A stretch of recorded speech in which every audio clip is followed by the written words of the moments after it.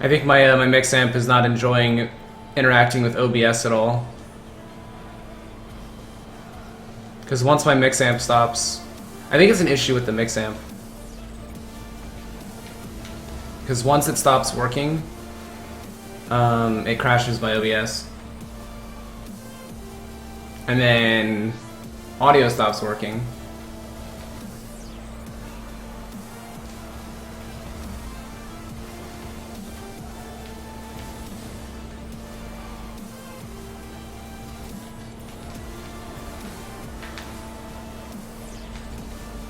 Are we good now? Are we good?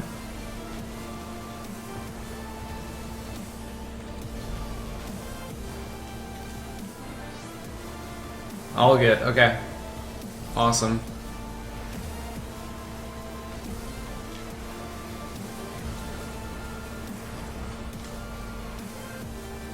Now, you probably never heard the PC before and now you do. Or my PC fan's turned up because it's freaking out and working harder for no reason, trying to figure out what's going on. Like, the fans have always been there. Oh, what a shot! That was perfect. It was the only way around me. Can't unhear the fan? Yeah, I know. I'm actually probably going to switch over to my PC that I got from iBuyPower because it's water cooled. And it's silent. It's amazing.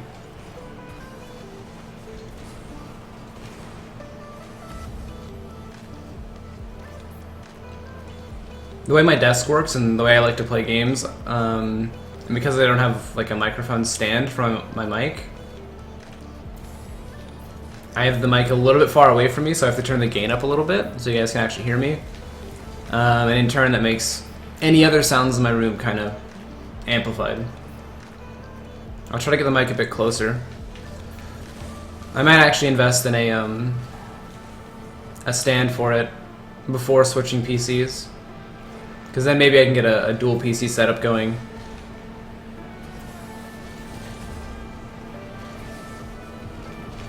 Good save.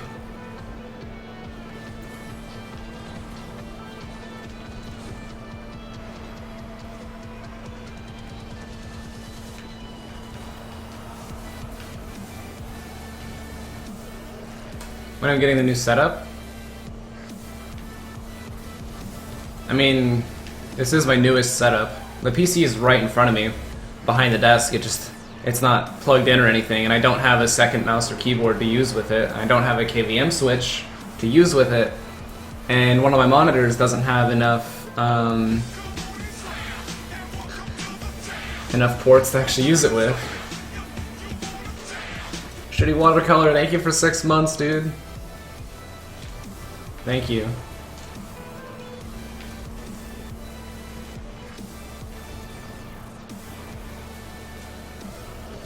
Once I order, I keep forgetting to do that as well. Once I order my new keyboard that I'm getting the Corsair Strafe. It'll be a lot quieter than my current one, and I might actually play keyboard games on stream. Oh, yes! I might play some CS on stream because you guys won't hear this, or League on stream. You guys might not. That's me pressing my arrow keys gently. You want to hear that all the time? No, didn't think so. So it'll be quieter. You guys would only hear my mouse clicks.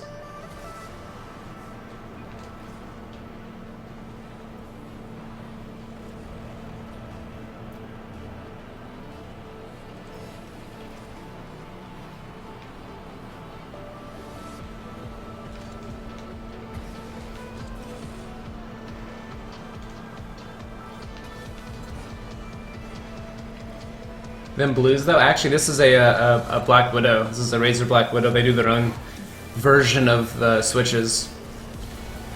They're like patented or something. They're not quite true. Cherry MXs.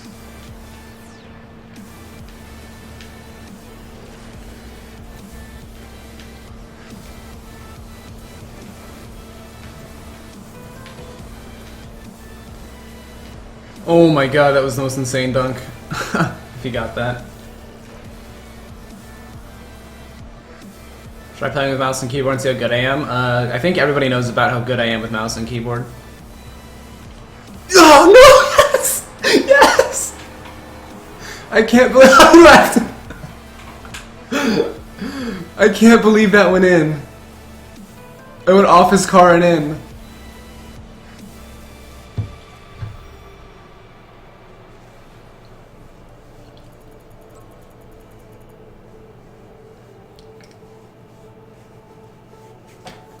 That was insane.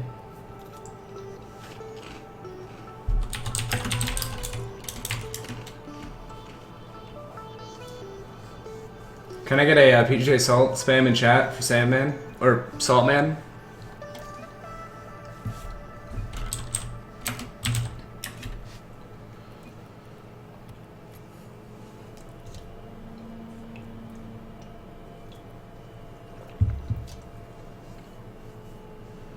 Save replay? Nah, it was technically an own goal. I went and put it in a montage.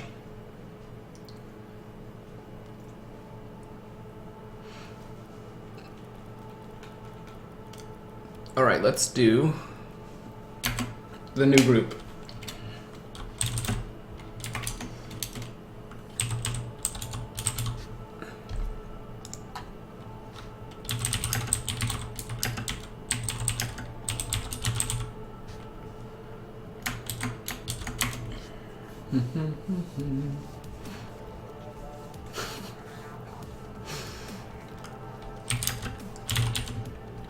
Alright. Oh, he put it in sub.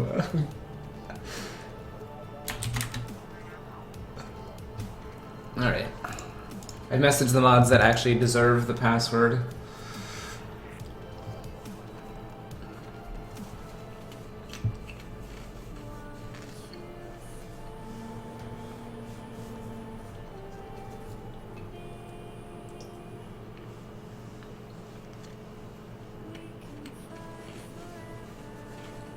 That's two sub days in a row where we've had an appearance of Saltman. What? How did you get the password, Sandman? You weren't supposed to get it. Oh, deserve? You know the pass? Yeah, I'm sure you do.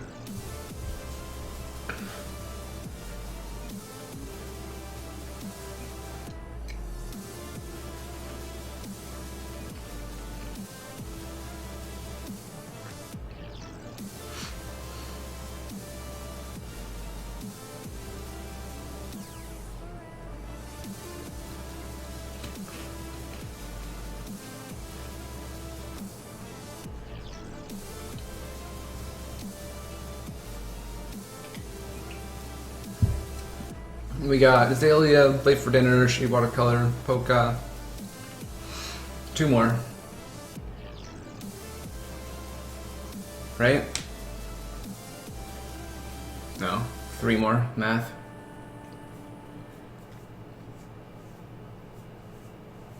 Lots of people want to get to the next one.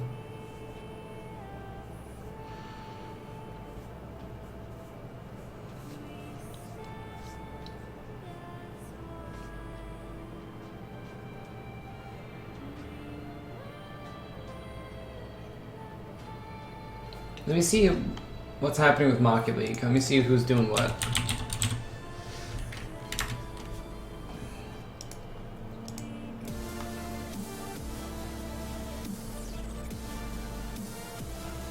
Do we have anyone else who wants to play? Do we know? Because if not, we could just open it up. I could just, you know, yell out the password.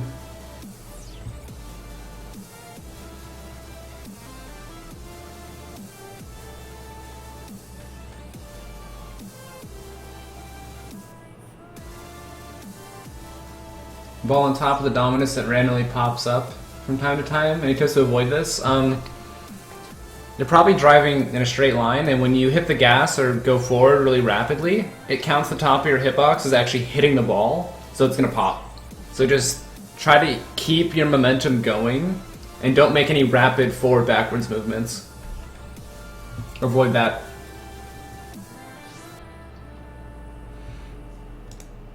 I think that's what's happening. I think that's everyone.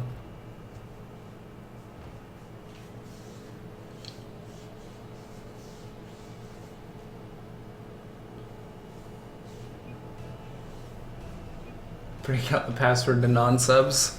You gotta work on your breakout puns, Nottingham. What a shot.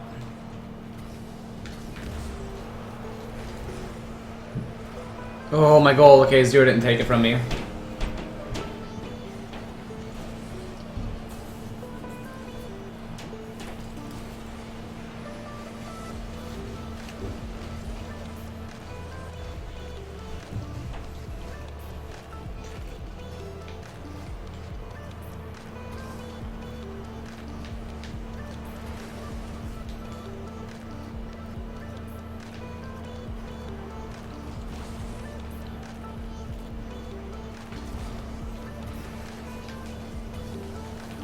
Oh.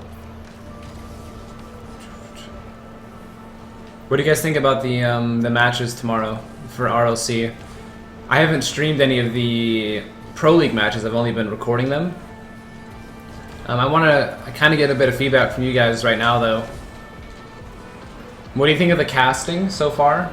And what do you think of the current standings? I believe tomorrow, at least for NA, I bet we play Apollo, Not plays Failure to Launch, and Orange Creamsicle plays Kings of Urban. What do you guys think of those matches? I know Flipside plays Crown and Jewels. That's a big EU one. I'll check what the other two matches are, though, in just a second. Oh.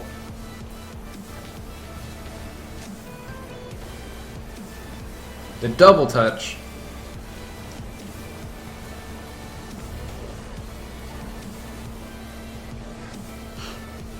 We've run out of subs. So if we run out of subs, we'll do reruns. Dedicated wham.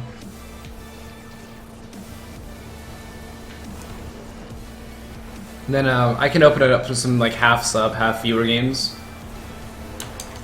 Dun, dun, dun, dun, dun. And EU we have Spectral versus Supersonic Avengers and MyXMG versus Noble. I hope Roken never streams again. Gfinity casting is poop fart. You guys really don't like him. I actually think if Roken's voice is a little bit lower, he definitely gets excited, which is something that I enjoy from casting. As long as he gets excited, that's step one, is to just be entertaining, right? Step two is to have a good voice. And then step three is to know what you're talking about. I think in order of importance, that's what the steps are. You first have to be exciting. I mean, maybe some people exciting is having a good voice. But if there's a movie announcer guy being like really dull and doesn't know what he's talking about, I'd rather his voice just be a little high and then be excited, you know?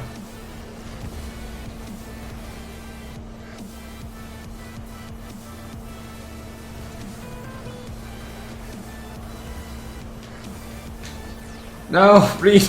I wanted to do that. He got close though. Ooh.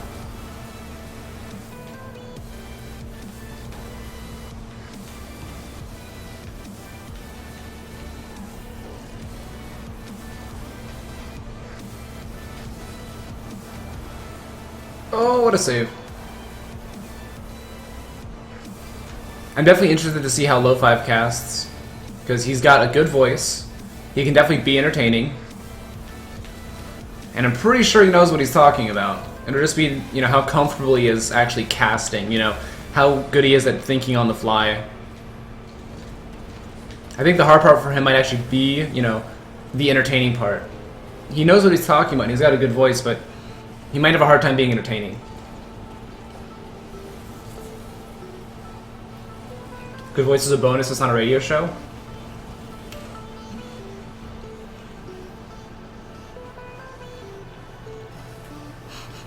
Can mainly subs participate in your sub games? Sorry, we don't meme that hard here.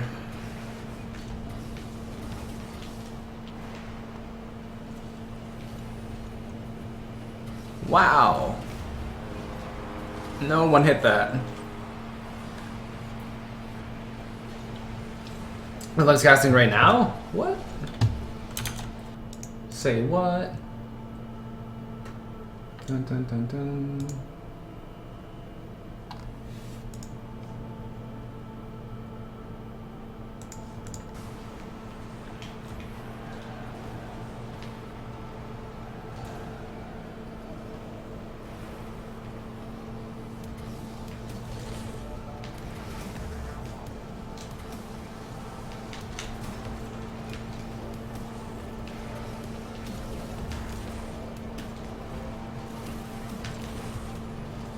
Did I see Link Crew's stream yesterday? No. I'm a little scared. All of his YouTube videos kind of scare me a little bit. I know they went out first round of Gfinity, unfortunately. Did they do anything weird on stream to compensate? Like, because we've gone out kind of early on some ESLs. Like if I play for a different team or something, we go out early. And I've just spent basically the rest of the day on stream just messing around, or just not even streaming, just kind of doing stupid stuff, you know? Because then you just can't take the rest of the day seriously. It's like tournament day and you go out first round and you're like, well, that's that. Time to, you know, drown in the sorrows of ranked. I definitely know that feel. Although I think the team they played eventually beat Scrub's team. Like, I mean, no, sorry. It's way different. I was thinking of Flying Dutchman.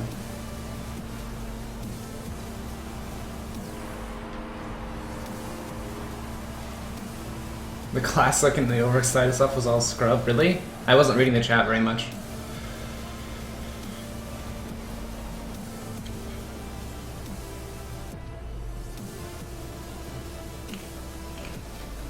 Ever thought of switching teams? In North America, no. The only team I would switch for would be Flipside.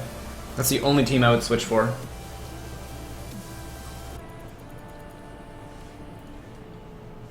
Ever tried Dota? I was really into it at International 3. It's what made me an Alliance fan, was watching all of TI3. But I haven't, like after TI4 I kind of lost a lot of interest in it.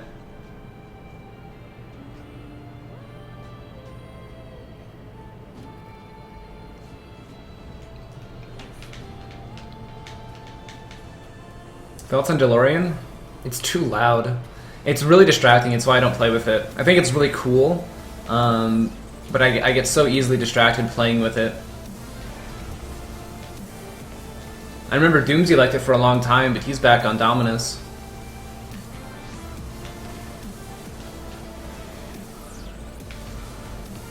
What?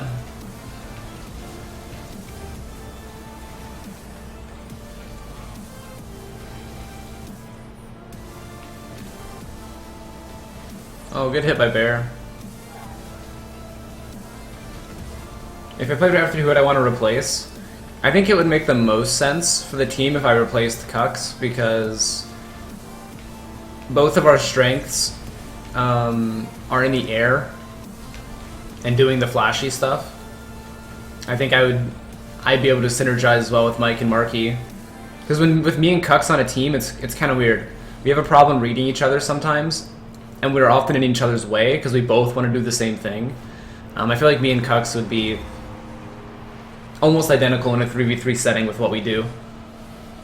I wouldn't go for quite as many off-the-wall double-touch aerials as him, but I think that's a good thing. I think when he does that sometimes, it's kind of bad, because all it does is waste a lot of time.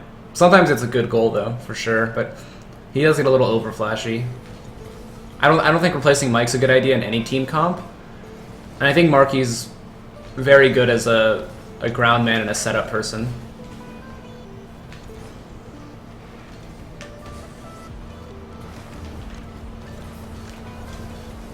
I'm not saying it would be easy to replace Cucks, I'm just saying that would make the most sense in my eyes.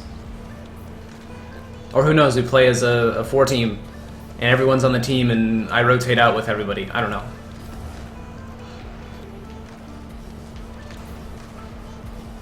Oh.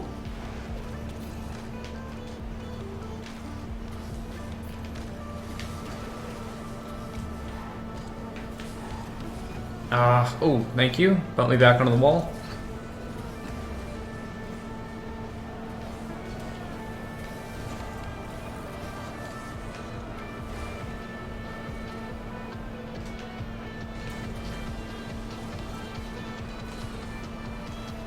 Have an idea, just 4v3 everyone?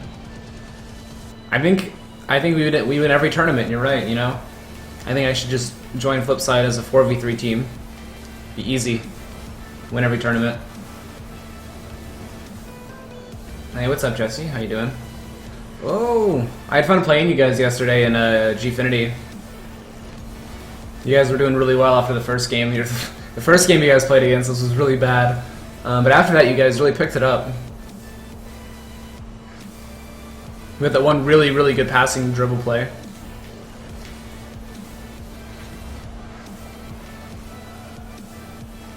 Oh, you got your GameCube controller classics. And your adapter and everything? Oh no. I'm down to play some Melee tonight. I might even stream it with you. We'll see.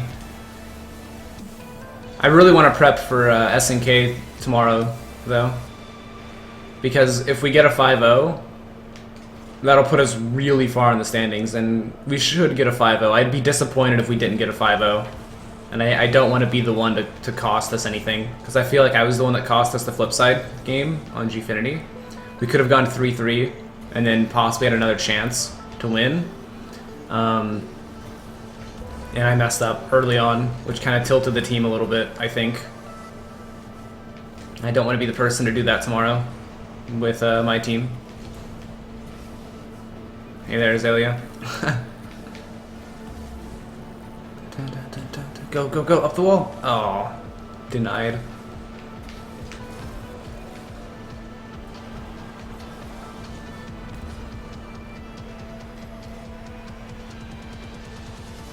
Specific clause in ESO rules that says you can play with 3 members? Yeah, it says all matches are 3v3 and played on this map.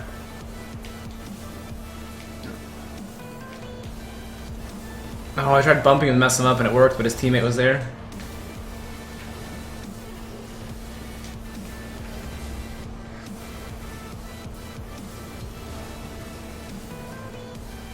Oh, I just clipped into the wall, that's fun.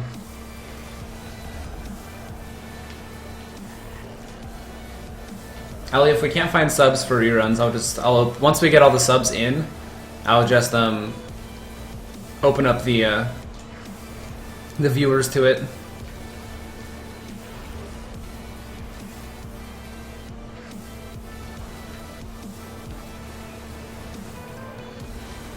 Oh, didn't bounce again. We have one more, right? Yeah.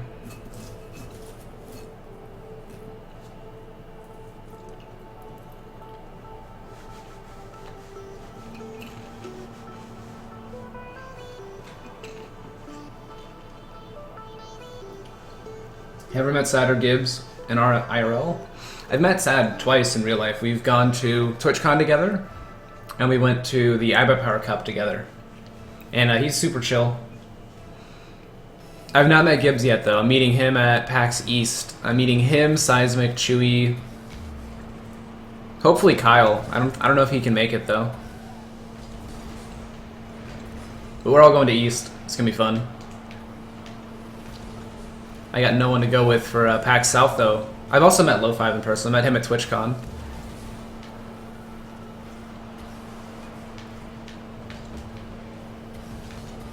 Oh, I shouldn't hit that for my team. There you go. Azalea. Oh, too much forward momentum.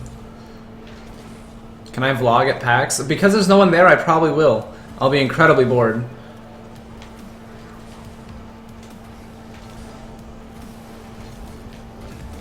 Up the wall, up the wall. Oh, I overshot. A bit too much shooting. Got him. Give me that boost. It's really satisfying blowing somebody up when you don't have boost, because it means you were incredibly accurate and you had good timing. Oh, 0, come on. Oh, I got hit. No. I don't think I would have hit it very well anyway. Gassy will be going. They play. Oh, hopefully they want to do something. That'd be nice if they wanted to play Rocket League. Dun, dun, dun, dun.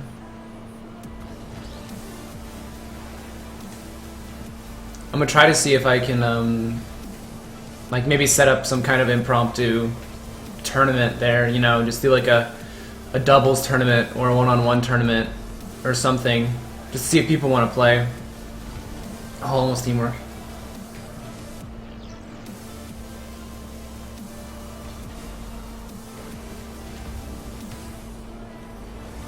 What a hit.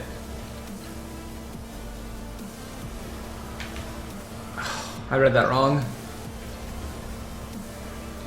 What do you think of Season 2 rankings? I really like them. I think... Oh no! The community's better off that way. For your average player that plays the game a decent amount, it's fine. I think it'll definitely help with people, you know, they realize they're gonna lose a match. I mean, you guys all have this problem. I've had this problem. It's solo standard. Your team goes down 1 point almost immediately, and then they quit. It's a 5-minute match.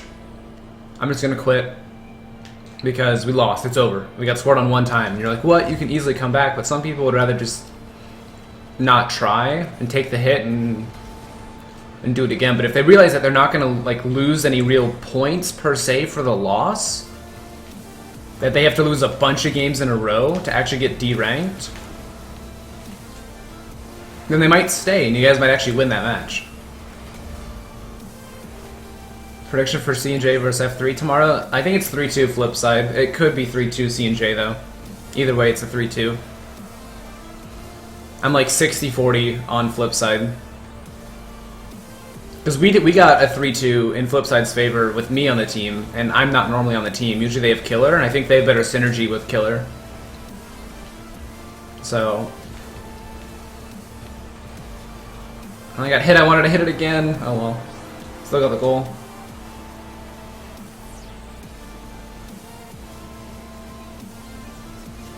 Favorite car? Want to practice using one car? I don't know, pick 1 to 3. Just flip a coin. And do Octane or Breakout. Don't do Dominus. That's too mainstream. Just flip a coin. Heads is Octane, tails is Breakout. Try that one. Whatever you get.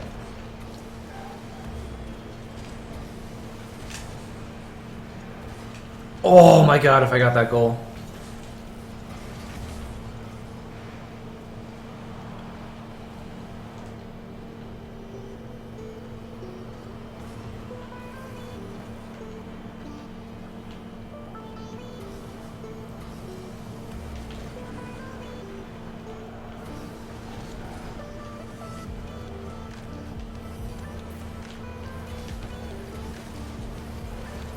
Oh, look at that teamwork.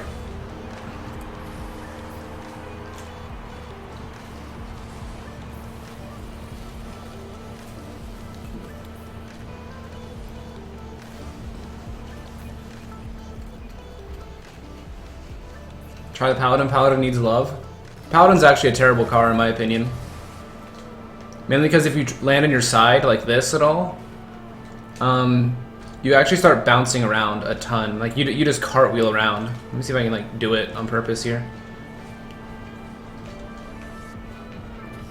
It's really hard to get the car to do that, but basically you just cartwheel, right? You would want to do this. Getting the car to cartwheel is actually kind of difficult. Let me try it here. There we go. Like basically you just keep bouncing. See how Breakout, it took like 1 bounce and it was over? Paladin just keeps doing it. It's really hard to get back on your feet sometimes. Also, I don't like the spikes at the front. At first I thought it was really cool, but all it does is throw me off now. Oh. It's funny though, me and Pashy were talking in between Gfinity matches, and he was dying of laughter because he was saying that Marky and Woody are never going to live down getting 2v1'd when I was in a Paladin, which is a terrible car. So that was funny. Good games, guys. And Hotshot? I just don't like the way Hotshot looks that much. My hand hurts after playing hours of the Xbox 360. Is it normal? I think lots of people have the problem, but I don't think it's normal. My hands have never hurt after playing games. I've played for long periods of time. You just gotta make sure that you're sitting comfortably. My back is hurt because I'm leaning forward too much, and when I do that, I gotta make sure I get a pillow or lean back. Definitely pick a position that's gonna be comfortable with your hands, for sure. I mean, sitting posture is also super important.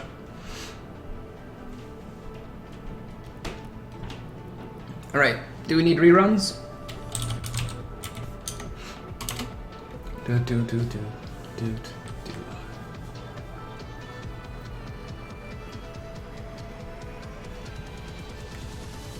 When's the next game for IBP? Tomorrow, 3 p.m. Eastern. We play SnK Apollo for RLC.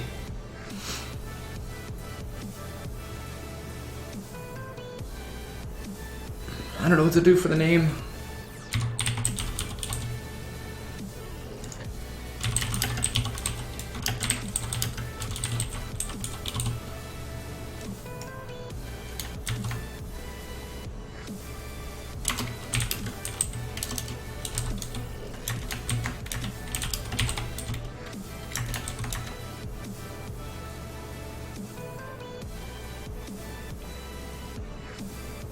Thoughts on A-Money playing for AF? What's AF? Is that a team acronym? I don't know. A-Money's our sub for RLC. We need a sub for Gibbs. So each team gets a bye week where we don't play. Our bye week is next week. And we chose that week because we didn't want me out because I'm at PAX South next week, and I won't be able to play. So we took a bye week, but Gibbs is probably going to be gone for 1, maybe 2 weeks, at least on Sundays. And so we have A-Money for that. No, not him. I knew you were going to play, so that's what I made the password.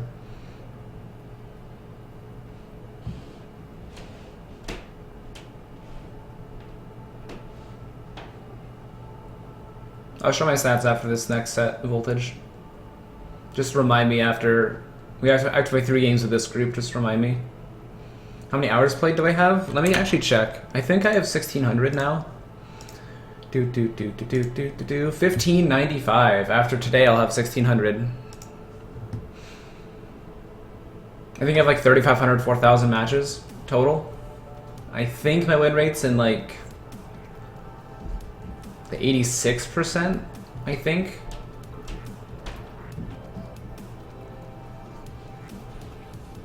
I haven't left my game open either. Is that everyone?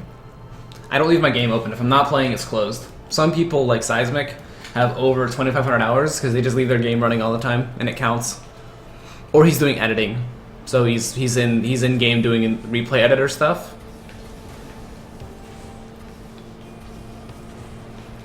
As opposed to actually, playing the game, which is what matters. I've spent... The only hours that don't count are the 350 from Alpha. Those hours have counted from Alpha.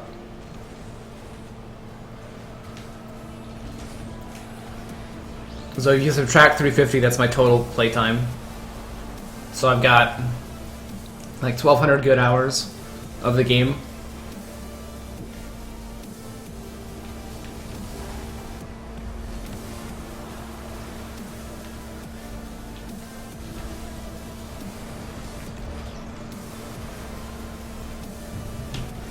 Oh. Yeah, Jet, there you go. Oh. Actually, speaking of hours, I kind of want to talk about the way people approach people who are, you know, veterans. Like, oh, how could you be a veteran and still be like this? Or you have so many hours in alpha and you still play like this, and you're still bad or whatever. And or some people think, oh, well, you're only good because you've played so long. It'll only take X amount of time before new players catch up. And some parts of the argument I can agree with and some I can't. And here's why. If you go back and watch footage from SARP, from when we played, we played that game for about 6-7 years. Nobody really knew what they were doing. I can't tell you anytime I've strategized in SARP. I don't remember how I played. I just remember hitting the ball really hard and driving really fast. Because that's really, the best players are the people who could go very fast and hit the ball really hard, accurately. That was it. There wasn't any real strategy. And the people who did, like those team plays, like an amazing team play was a 1-2 pass. Or maybe a 1-2-3 pass. That's it. Like, passbacks didn't exist. We never did that because we were still learning the genre. And what took us, I think, like 4 years to do every time, took people now, like, I don't know, a month of a pro stream. And then you go to Alpha, right? Alpha kept changing on us. At first, the ball was incredibly heavy. And so, like, certain things we just couldn't do. And so we complained, the ball's too heavy, we can't do anything. Sonics makes the ball a little bit faster. And so they're really just fine-tuning their game. And we're getting feedback on it. And then we finally get to beta, where the game is basically where it is now, just with less stuff. And now we can actually start breaking down the game. And, you know, thinking about it competitively. And I think right as beta started was where you could count our actual advantage. So we really only have about a month or two advantage on people that I would actually count. That is significant, in my opinion.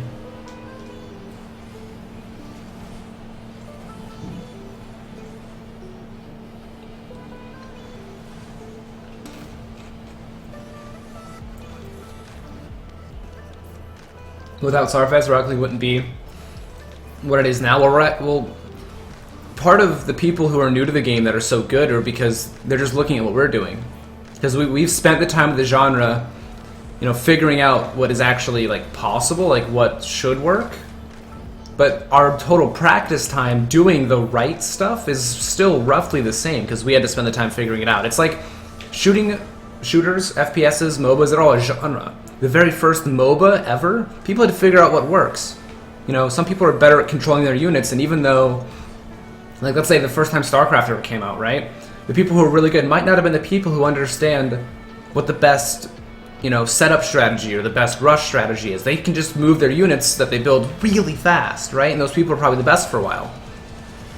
They're not playing the game correctly, they're just doing something really good. This game is a different genre. Totally different genre. So we had to spend time figuring out how to play it correctly. Not, you know, doing the correct stuff every time.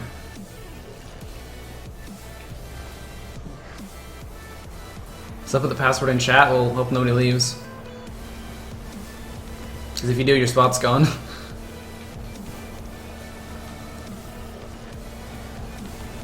Like, if you look at a montage that I did, or that I was in, I think the YouTube account's actually deleted. But none of the goals are very impressive. We actually have a community montage. There's only a few goals in there that are super impressive in my opinion. But back then, those were the best goals everybody ever had. We have like a 42-minute community montage that was made back in like 2011 or 12. That was edited by Fisho. And there's like 10 good goals out of like 400 and something, in my opinion. Oh. Gotta focus. No! No focus. Chax, thanks for subbing. Welcome to the Cam fam. Is that how I say your name? Oh god, no! He won one. We have 4 people and nobody stays in the net. Oh well, it's my bad. I have bad kickoffs. It's my fault.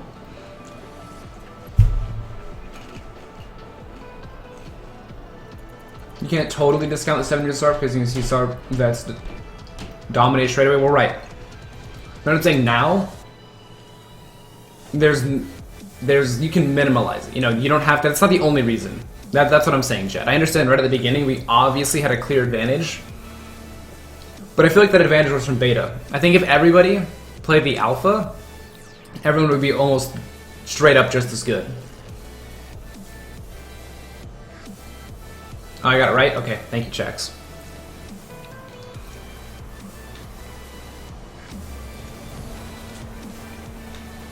But now that it's been 7 months, 8 months, the next time somebody says they're only good because they're a veteran, you can just tell them no.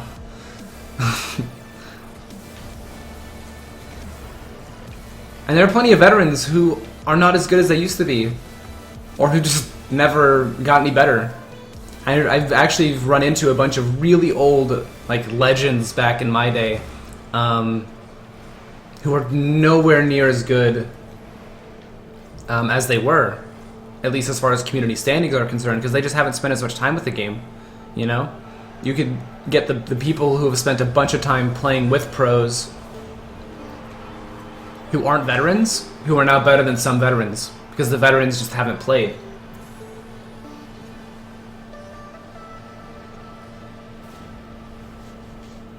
Like, you know, Daw King, Demic, Halo Commander, friend of mine, Big Bent. I've run into them on PlayStation. Halo's actually on PC, you guys have probably seen them in ranked from time to time. But they were much better back in the day. And just because their veteran skill is purely technical. I don't know how much they actually thought about, like, strategy in their gameplay. Ooh. That might be a goal. Nice save. But they need to spend more time with the game if they really, really, really want to get to the top level, because this is a different game. This isn't like CS 1.6 and CSGO. Oh. This is like going from Quake to CS, you know? It's a little different. I know that's a bit of an exaggeration, but that's the best analogy I can think of on the fly.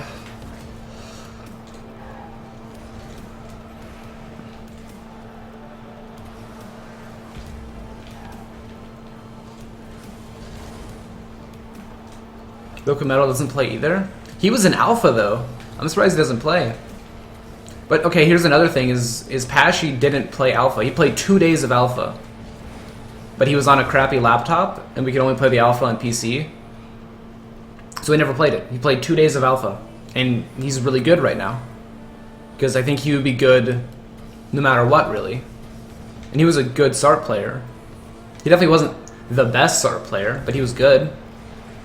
He's just a good player in general, overall.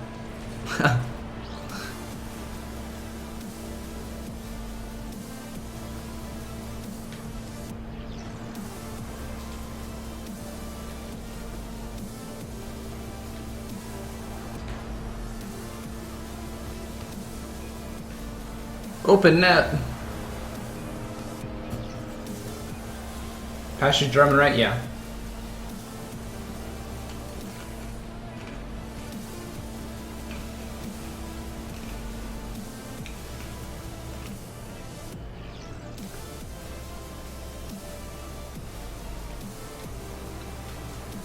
Yeah, tennis to table tennis. That's a great example, Bacchus. Or Bilkis. Same game, same rule. Well, they both have the same, kind of the same name, same rules, but totally different game. And your strengths and weaknesses from tennis don't necessarily apply to table tennis and vice versa.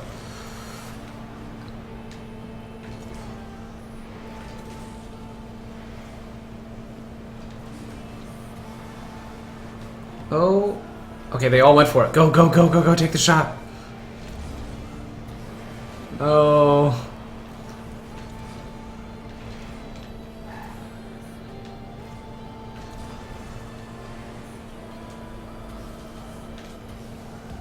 Ellie has it.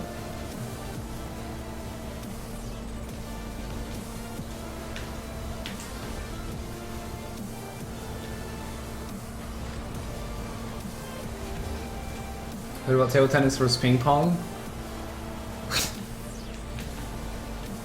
That's like basically the same thing. That's like saying what's the difference between Dominus and Breakout in Rocket League, you know?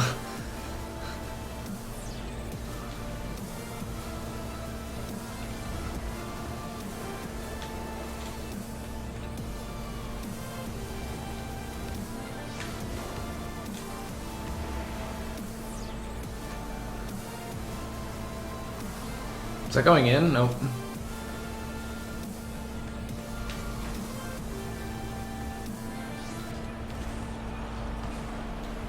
Oh! Oh, I thought he had it. He rolled up the post. I kind of passed it to him.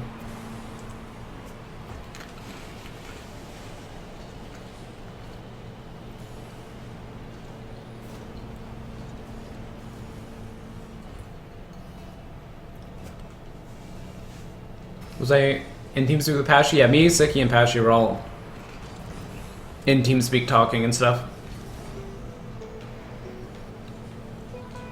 Being in comms is super important, just for saying where you are and if you have boost or not. Like if you're going for it, just be like, I got it. Being able to say that is important, and the fact that Flipside does it with Cucks without actually doing that requires a layer of trust that not a lot of teams have.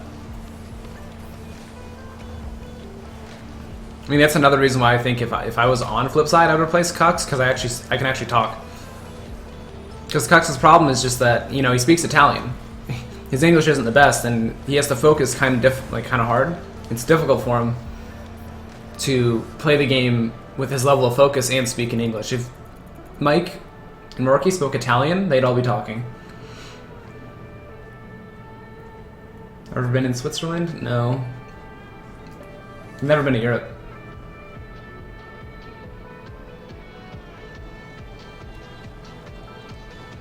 What were comms like? The mood? Exactly what you could expect. We were just talking. Pretty, a generally good mood.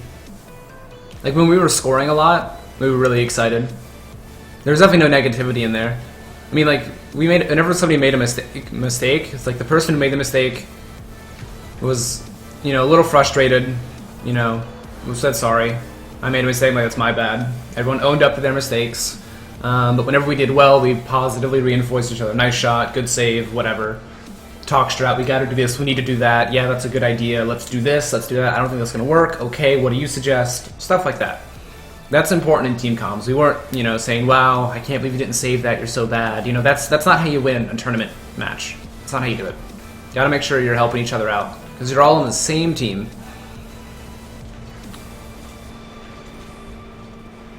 Who was the best start player? Probably Mike. Mike's fundamentals are basically perfect. That's why he was so good. Because he could shoot the ball very well. That's what made... in Sarp, shooting the ball was the #1 skill. My bipod for sure was actually really good as well. He was really scary.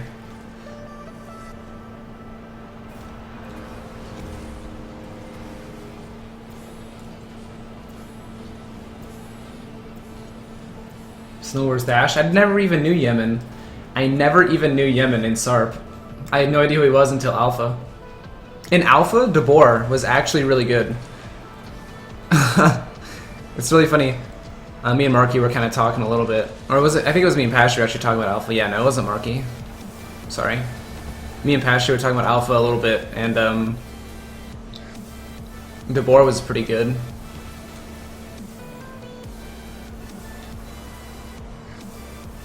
The hardest people I ever played one-on-one in the Alpha were Yemen, DeBoer, and Sad. Those were my hardest matchups.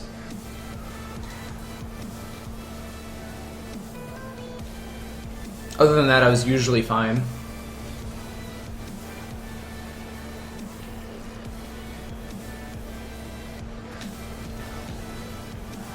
Oh no, okay. I think Sandman just saved his own shot by dunking on someone.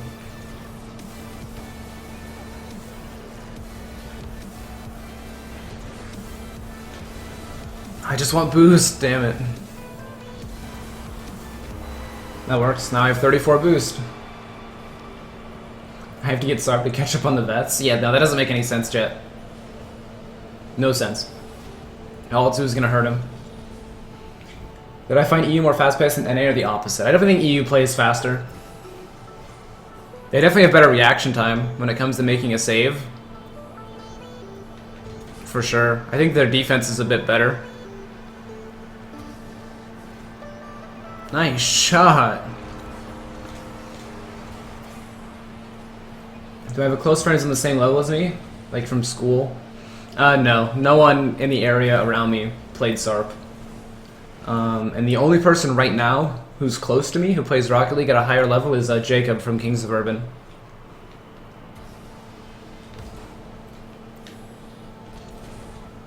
But I've never been able to go to someone's house and play split screen or play on 2 monitors and have a close game.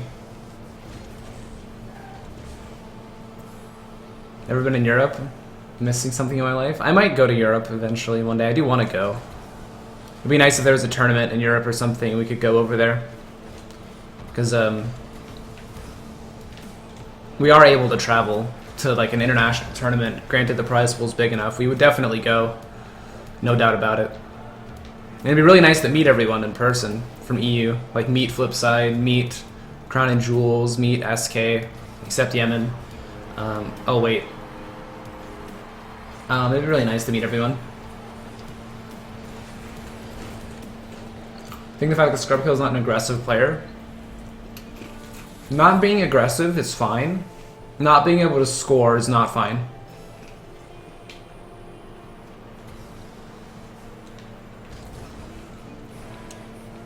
If all you can do is make saves on a team, that's a problem if you can't score. But if you're defensive, it's fine. As long as you can play defensive and still score. There are 2 different things. Playing defensive doesn't mean you don't score. You could score from half court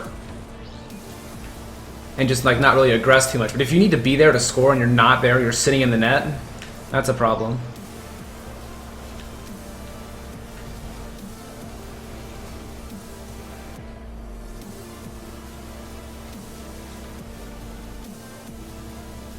ESL Cologne for Rocket League? Yeah, that'd be awesome. Oh, good shot. I reacted so late to that. And that was like right at me and it just blew up in my face. 72 miles an hour.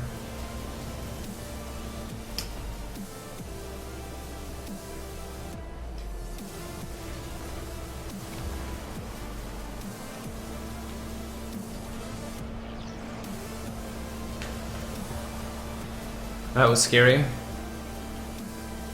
This is also quite scary.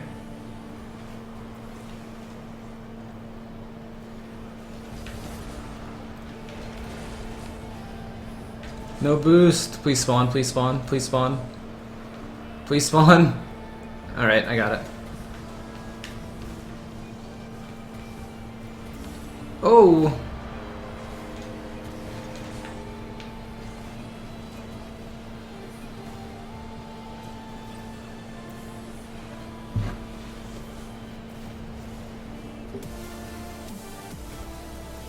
Any difference in cars when turning and jumping and stuff? Well, yeah, that's yaw. This is yaw. Merc's yaw is actually one of the best. And Dominus's yaw is one of the worst. It's really weird. And there is a difference.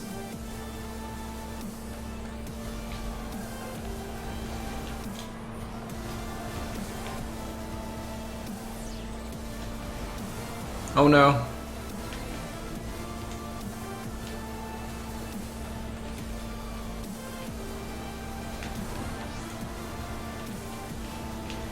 Get out of here.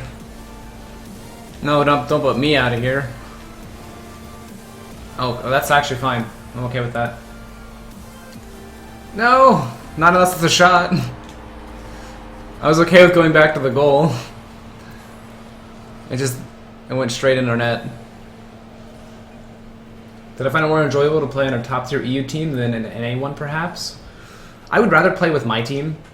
But if I had to play on any other NA team, I'd rather play on an EU team. I'd still pick my team over any EU team that isn't Flipside, for sure. But if I had to play with Kings or not, or SnK Apollo or Nexus, I'd rather just play with EU. Did I play Jazer and Sarp or RL? I played him back in the day. Not a ton though, I didn't like what he did. He was a constant freestyler for fun, he liked to show off a lot.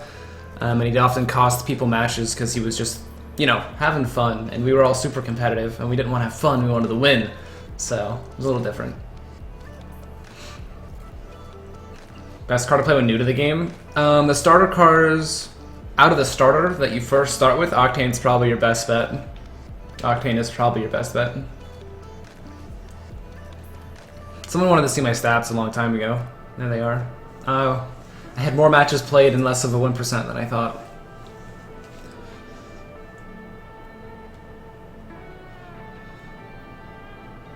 Excited for new season / ranking system?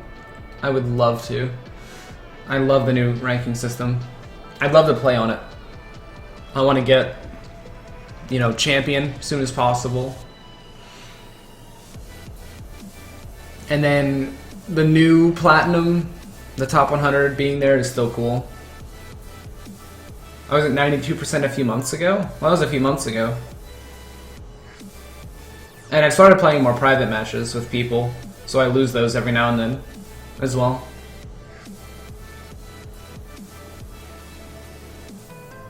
There's a booster reward?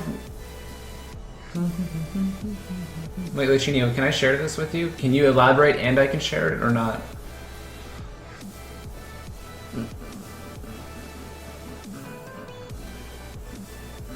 Use Takumi? I really don't like Takumi. I really don't like Takumi. Am I done with sub games? No, Ellie, I'm not. Not done. Do we not have enough people? I could just open it up for viewer games.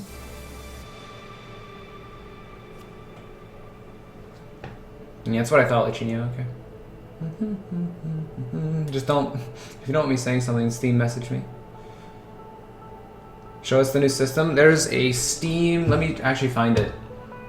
There's a Steam news post, where is it? Dun, dun, dun, on the new ranking system. It is... Dun, dun, dun, dun, dun, dun. I'll link it.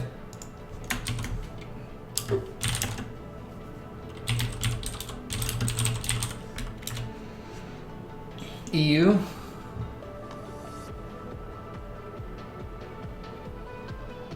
After this, let's do EU. If you guys are EU and you really want to play in sub games, we'll do an EU. We'll do an EU link or an EU server next time. We're doing East right now, so let's do East, and then we'll do EU. So if you're gonna do EU, wait one round.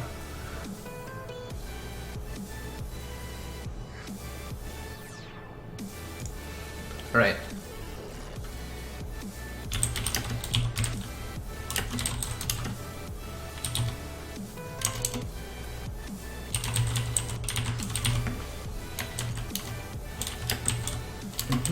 Alright, Whispering Mods, if you guys are in the NA one.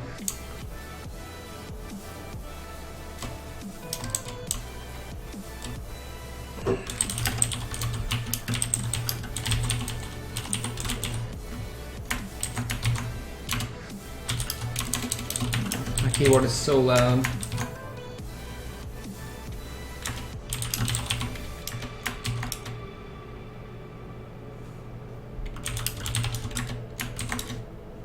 Alright, if we don't have enough subs for the NA one, I'm just going to open it up.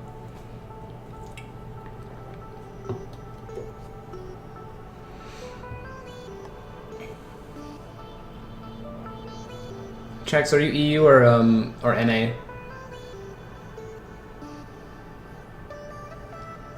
If you guys want to be on the North America, on the East server sub game, let me know in chat, and somebody will get the password to you.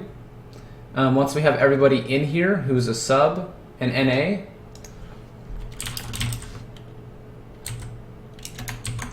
if we don't have enough, I will open it up to viewers.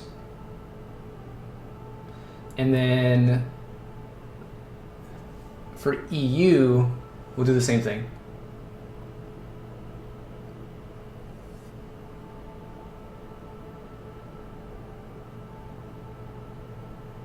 If I do open it up, I'm just gonna say the password and the name. You're not gonna get picked, so you gotta be fast. If I say it. So have that join game ready.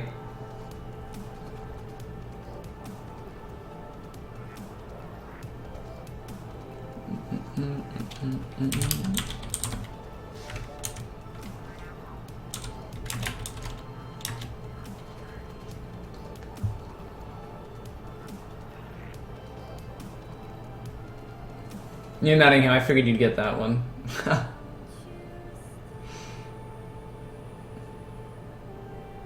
So when I hit champion, we can play together? Yeah, if you see me in ranked in the champion tier.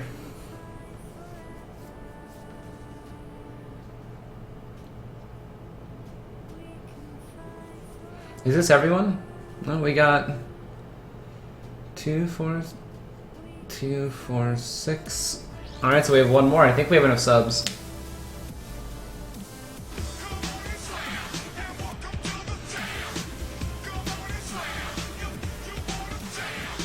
TLD Death Panel, thanks for subbing. Welcome to the Cam fam. Death Panel, do you want to play? I think we have a spot. Are you NA or EU?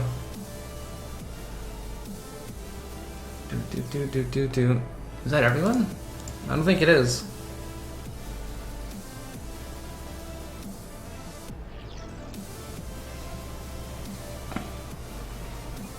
Yeah, we're missing. Oh, he's here.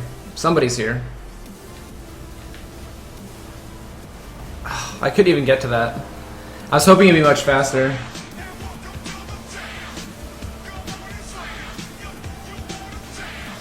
Sir PogChamp, thanks for subbing. Welcome to the Cam fam. Better put me in here. I think we filled up Death Panel. It'll definitely be in the next one. I'm doing sub games for a while.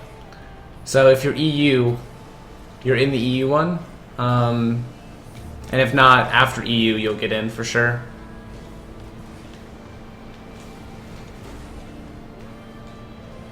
Guys, that works.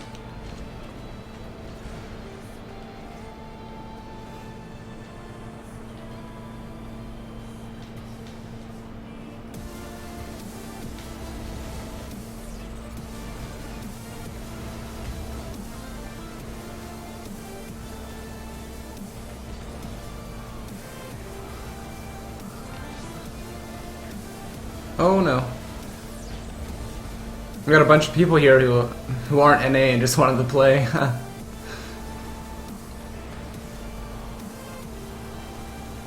Guys, make sure we have the list for EU.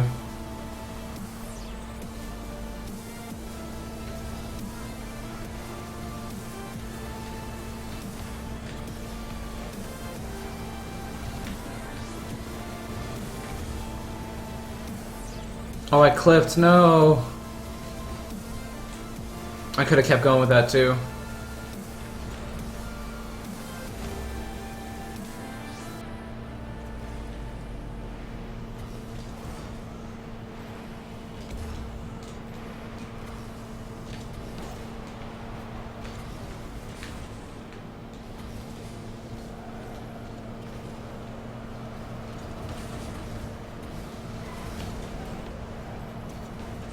Oh, look at this teamwork that we got going on. Except that was the wrong flip completely.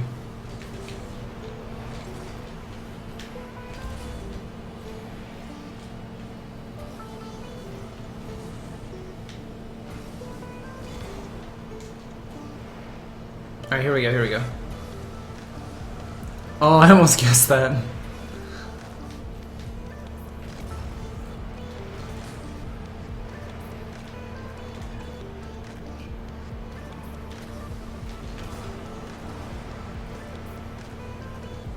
Olafstein, I'm not using Dominus or Breakout because of team standing. I'm just using it because I like the car.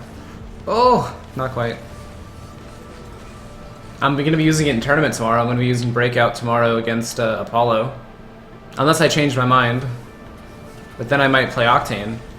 You know? I play whatever I feel like playing.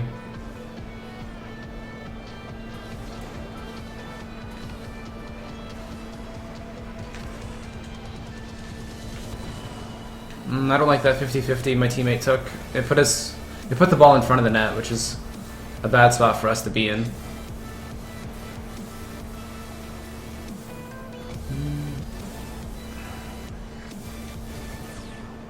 That was a good move.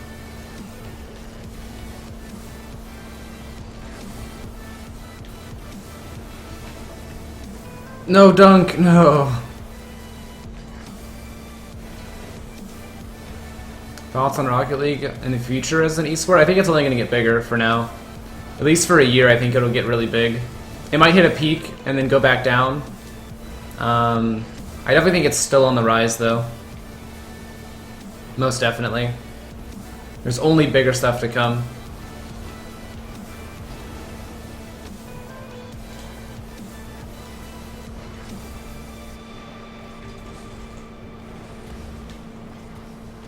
I definitely think if we get a little bit more production value on some of the tournaments, we could definitely captivate a large section of the audience into wanting to be really good, because this game has a high skill ceiling, and it's a new genre, so it's not like it's just another, you know, game like League of Legends or Dota that has money in it. You know, like, what I always thought was stupid was like the Vainglory tournaments. Like, it's just a MOBA on the phone, and it has money, so they make tournaments out of it, and I thought that was kind of silly.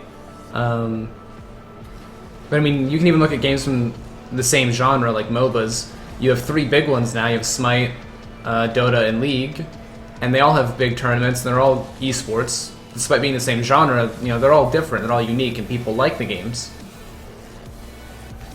But then you have other games like Smash, which had a really hard time, you know, actually getting anywhere as far as, you know, esports go. And I think they still have, you know, a little bit ways to go as far as big prize pools are concerned. Right now, if you're not really like a sponsored person, it's hard to be a pro smasher.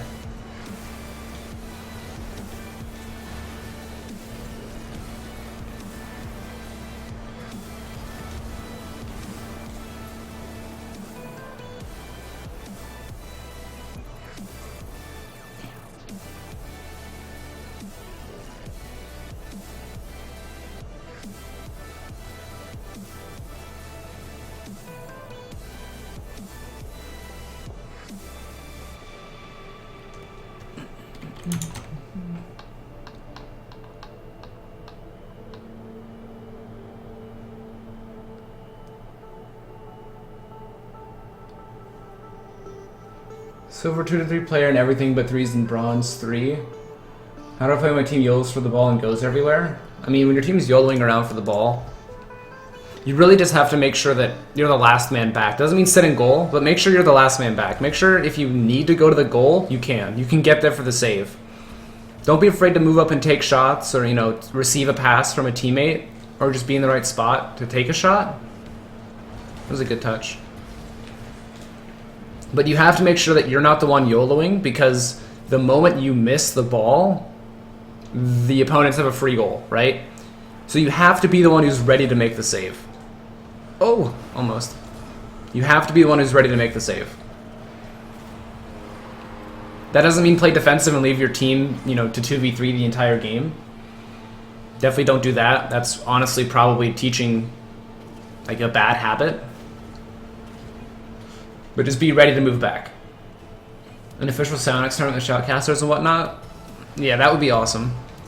If we could get one of those soon, where, you know, the casters hold up to those 3 standards of mine. They're entertaining, they have a, you know, semi-decent voice for casting, and they know what they're talking about. That's what I care about so much, is right now that the platform I would want to have for casting is, you know, you have 2 casters, one who commentates what is happening as it's happening, and he's the exciting one with a good voice. And the other one, after a play happens, he kind of breaks it down. He lets you know why it happened, how it happened, you know, why it was good, why the opposing team messed up, and maybe how, like, suggestions on how the team could play a bit better, you know, and make predictions and whatnot, and analyze correctly. That's important. right now some of the casters will say it was one team's fault, when in reality they should be commending the other team. They shouldn't say, oh wow, what a miss. It's like, that's a really hard shot to save. And other times like, what a shot, and it's obviously a mistake from their opponents. All I've seen you put that comment twice, so yeah. I do read the chat. Oh god. Okay, barely made it.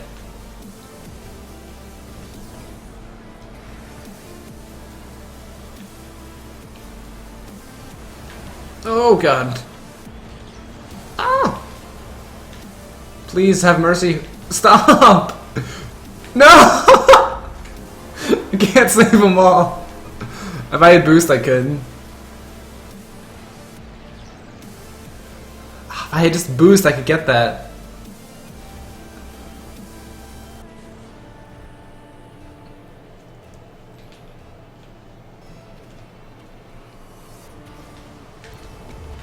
Oh, good shot. Right around me.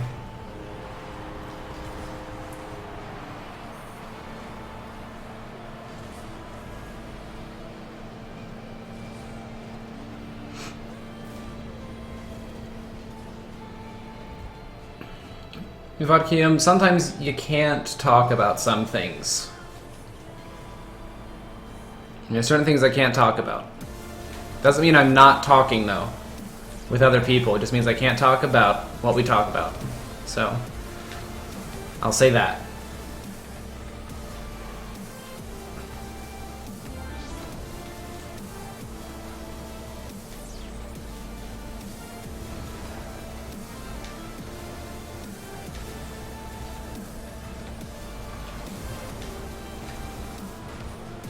Ooh, the Merc freestyle.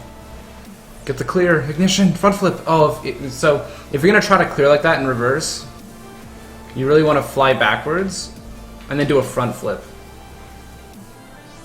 to get the most power. Did he hit that again? I really want this boost back here. I hope my team can clear it. Because we have no boost back there. Actually, that one just spawned, but I figured we wouldn't have any boost. Clear, clear, clear. Oh, man.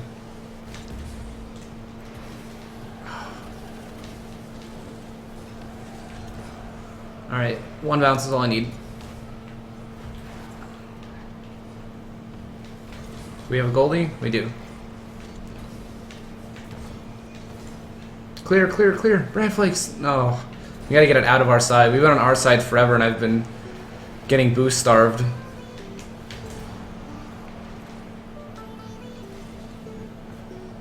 Oh, is that in? Oh! Come on. That was more of a save than anything else.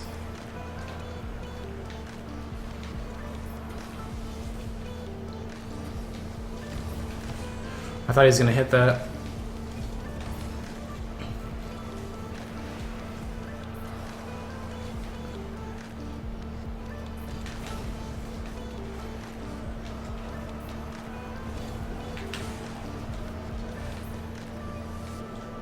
What would be the analog CSGO rank to Gold 2 in Rocket League? Analog Gold Nova 4? No. Gold 2 is probably around like LEM or something. Or, you know, probably just like maybe one or two below that. I don't know all the ranks, but I would probably say it's closer to that because Gold 2, like there's Gold 3 and then there's Platinum, but then there's people in Gold 3 who should be Platinum, it's just there's not enough space in Platinum, you know? Like I wouldn't say Gold 3 is Supreme Master First Class, I'd say like 1200 rating in Gold 3 is Supreme Master First Class, because those people are like 200, 300 points away in certain queues from being Platinum. It's just there's only 100 spaces.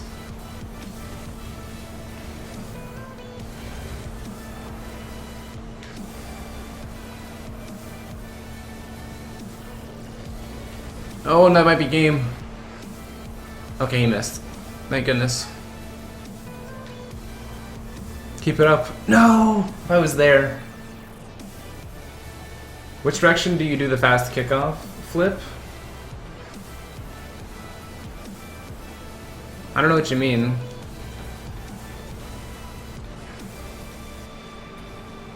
Which direction I flip? That's dependent on which side I'm facing and which side of the ball I want to hit. If I'm on the right side and I want to hit the ball on the right side, then I flip a certain way. But if I'm on the left side and I want to hit the ball on the right side, then I flip a different way. So, there's that. Bronze 2, make nice shits and do epic fly moves isn't normal for me, only 350 hours. And that's only normal if you have 420 hours, Rizzo. You should know that.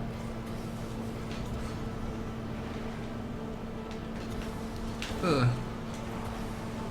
Oh wow, three dolphin dives. What a pass to you know the enemy team. Oh, I missed. That would have been a great pass if it wasn't as hard. I just don't have the boost to get to it.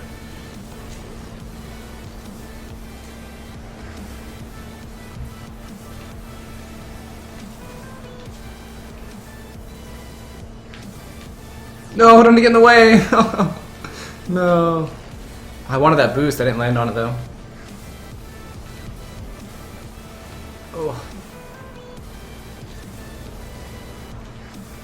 Try for number 1 and 1s when the new season starts. I'm probably gonna play solo standard first.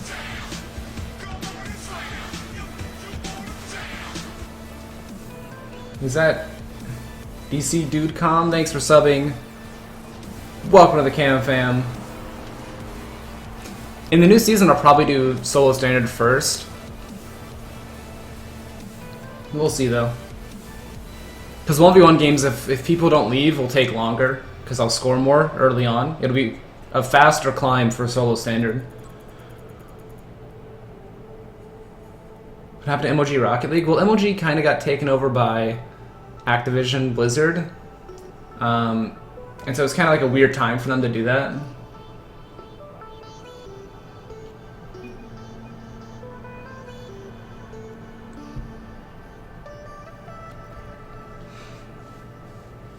When season's supposed to start? Probably mid-February.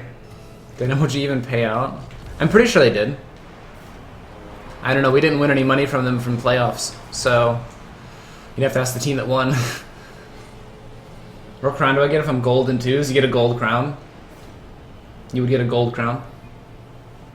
Blitzfox, I think people are just trying out Breakout. I've been trying Breakout for a long time, and I've been waiting to, you know, be 100% confident that I like the car, and I do like the car. So now I'm actually playing with it. But I've liked it for a while. I've definitely thought about it. Oh!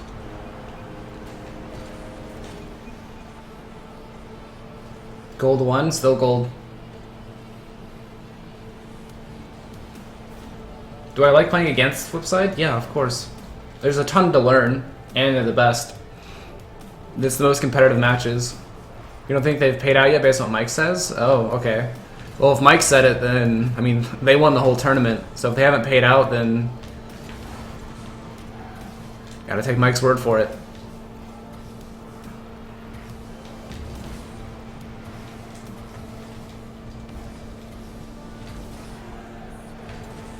Oh, Steen, it's the 3rd time or 4th time you said that. Quit checking to see if I read chat. I see 90% of things in chat, just some things I like to respond to and other things I don't. Or there's more interesting things to respond to, like, are the future of Rocket League. Pizza's here, sorry. What? You're just gonna AFK? Pizza man? Yeah, you pizza? Okay, get out of the goal. You're not getting any points. Go eat your pizza. Man. Did I learn stuff? Do I learn stuff from Pashi? Playing with him in 1s, yeah, but I think it's just what I learn is that I'm not having a good day. I definitely think like he plays correctly, but what I learn is that I have to play a little bit better than I am currently. Because he punishes you for making a mistake in 1s. If I just don't make the mistake, if I just play correctly, I won't lose.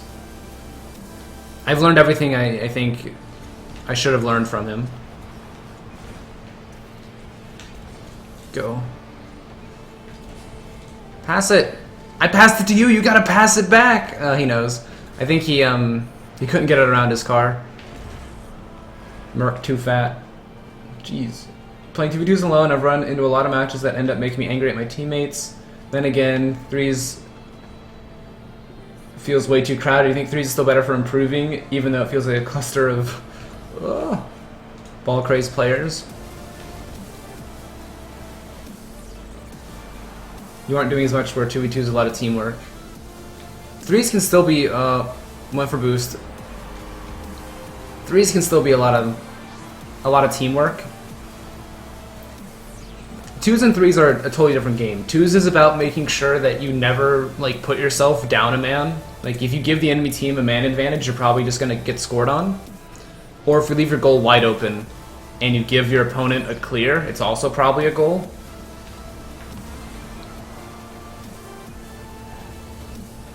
The threes is more about making sure that, you know, 3 people don't do that. But it's a bit easier to get back and play defense. Like scoring in threes is a little bit harder, just because there's so many people to go through. Sometimes you have to go through like 2 of your own teammates and then a goalie to get a goal. You probably learn better fundamentals as far as team synergy is concerned in threes than twos. You'd learn a bit more. Despite it being more crowded, just don't, you know, go as fast. If you just slow down and take the shots that are guaranteed or the shots that, you know, work out for you, if the opportunity presents itself and you're there for it and you're patient and you wait for your chance to score and you score, you're just going to start climbing the ranks and actually get into matches where people know what they're doing. So patience is key in threes. In twos it's a little bit different. I think threes is a better choice. He really wants that boost. I don't know if he got it. No, he didn't get it.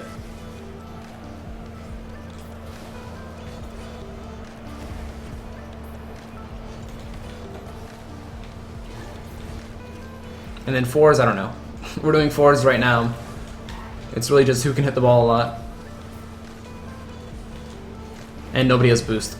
Ever.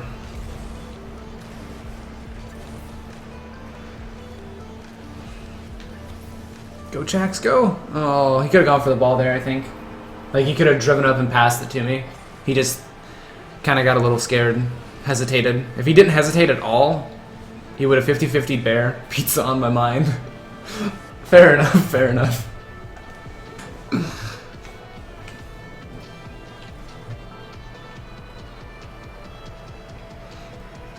Regarding the first part of your question, Jet, I'm still kind of surprised at how late people in EU stay up to watch the stream. I mean, I don't have a clock near me and I can't alt-tab to check my time. That's one thing I want in a UI update, would be like if you press start, somewhere on the screen, like maybe on the bottom right or something, is actually a clock, so you know what time it is.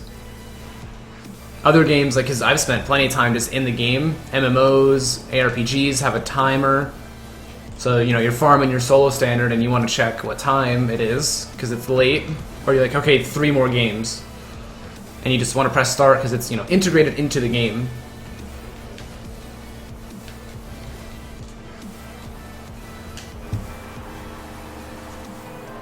Shift tab? Well, yeah, but for Steam, maybe that's for Steam.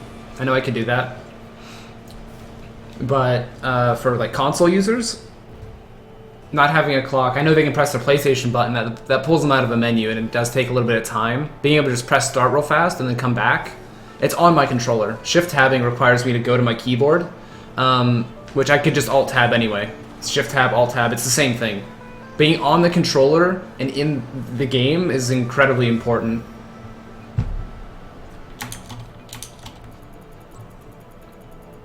So if you have a lot of you guys, it's midnight or later.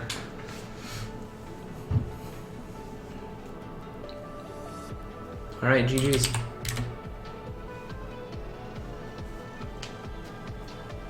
Wasn't pizza super sad? Aww.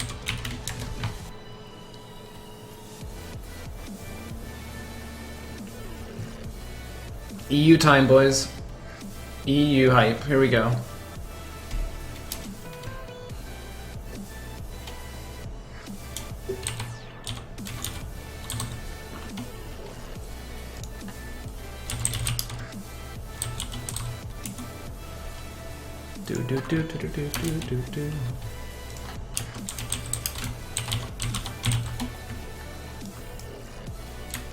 Alright, who's on the EU list? Mods, if you need to make space, you should give up your spot. You guys have already played twice today. So, if you have already played, and someone else really wants to play who's from EU, please be kind.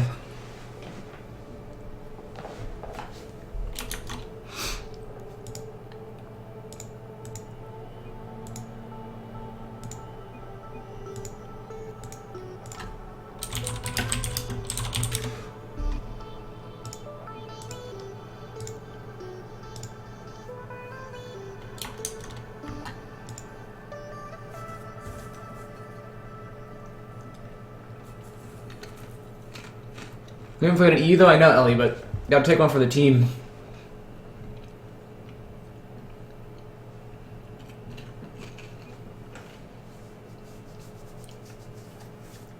I mean, if we have space, yeah, you can stay, but if we don't...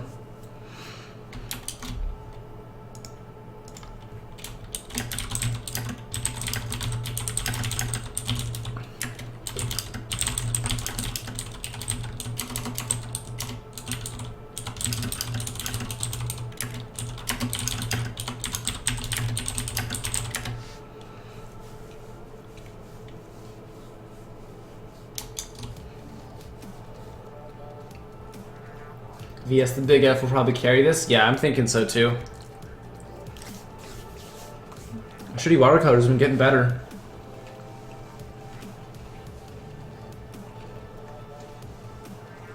Yeah, sure, Jet. That's fine. Is that everyone? No, Bruce Billy's in here.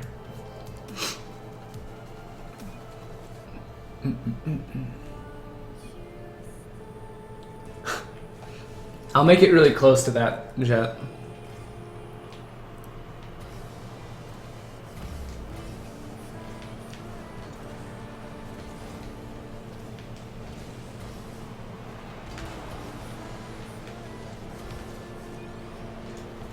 Oh! Oh, close. Let's see everybody's ping. Only me and this last guy are lagging.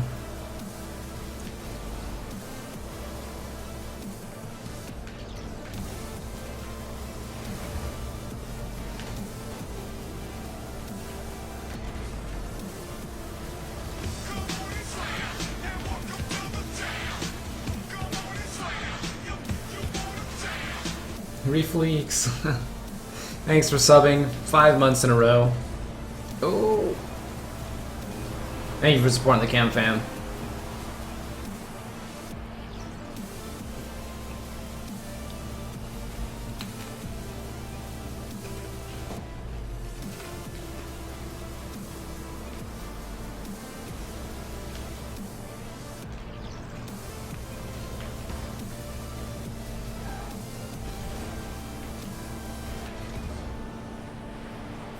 Good shot. We have 2 goalies and they're not doing anything. You really don't want to be sitting in net not doing anything. Like, someone should at least go out and challenge that. Like, if you have 2 people in net, you got to go out, and even if you miss, you got to make the shooter a little scared. Especially if we have 2 people there.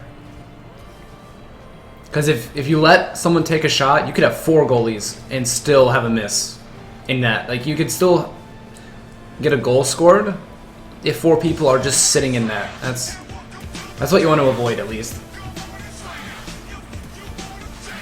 Cox, thank you for 7 months in a row. That's awesome, man. Ooh. Also, what's up? We're doing an EU thing right now.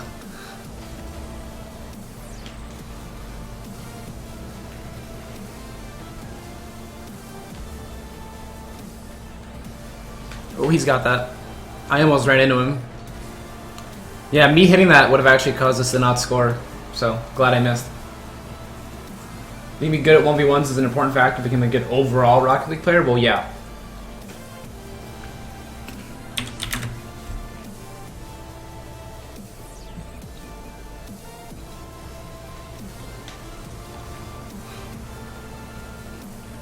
playing in ones helps you with your fundamentals, like shooting and making saves. That's important. Oh. Thanks for the sub games. That first game gave me a pretty good replay. Makes me look better than I am. Jax, thank you for the $25, man. That's awesome. And glad we can get you a sick replay to show off.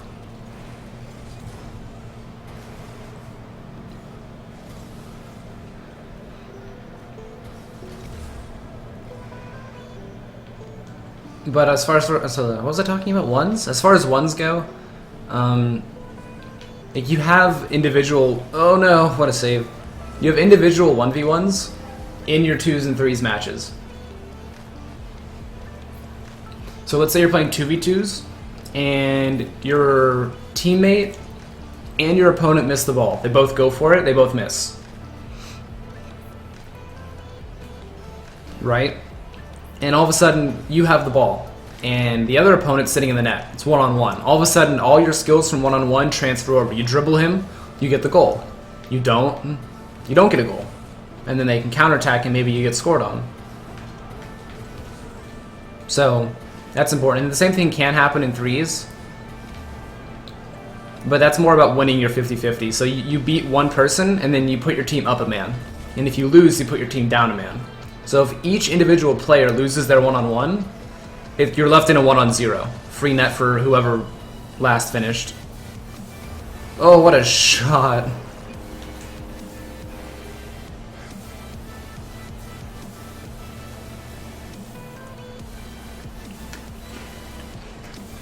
Do I ever watch actual soccer? Not very often, no.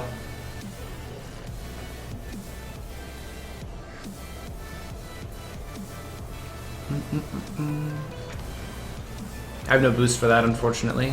And there's none here.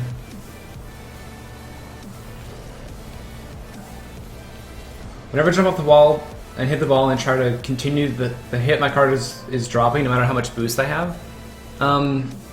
If you get an air drag, you really want to make sure that when you make contact with the ball, you're traveling upwards. If you're already going down, your boost isn't going to save you. Boost against gravity is not going to work. Gravity is way stronger. Like if I jump and now start boosting, I don't go very far. I actually go back up to my initial height. But if I jump and boost immediately, I'll actually get, carried upwards. My momentum is super important. So just make sure your momentum is with the ball and where you want to push the ball, and you'll be fine.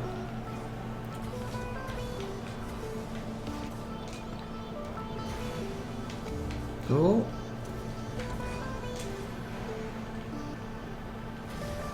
Got the boost. Oh, what a pass. And a shot.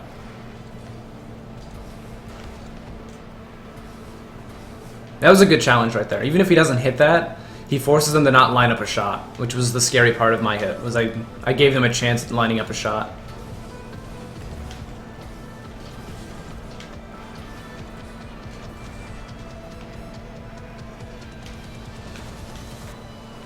Please don't hit that. No.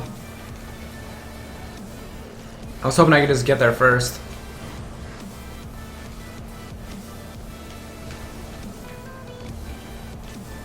That's the one thing about EU that I forget. Is I forget some people don't look like they're going to beat me to the ball, but the server says they will. So I have to do a little bit of predicting beforehand if I want to beat them to it.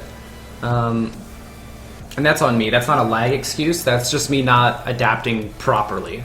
You can play on EU really well, you just have to adjust to it.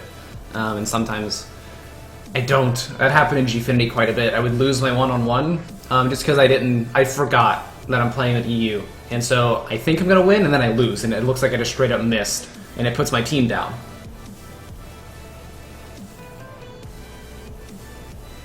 If I played on EU, I think 24/7, I'd be fine. I'd do a bit more predicting and probably win my one-on-ones.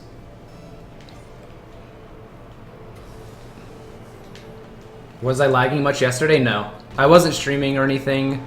My internet didn't go out because of power or anything like that. It was cold and windy, which is usually a bad sign, but I was on just regular EU ping. Nothing terrible. It was like 120 max.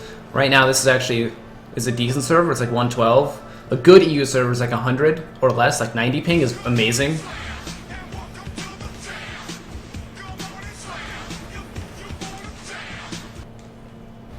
Spidey. It's not showing up in chat and I wasn't looking in time for the notification. Thank you for the, I think, a resub, right? Thank you for supporting the cam fam.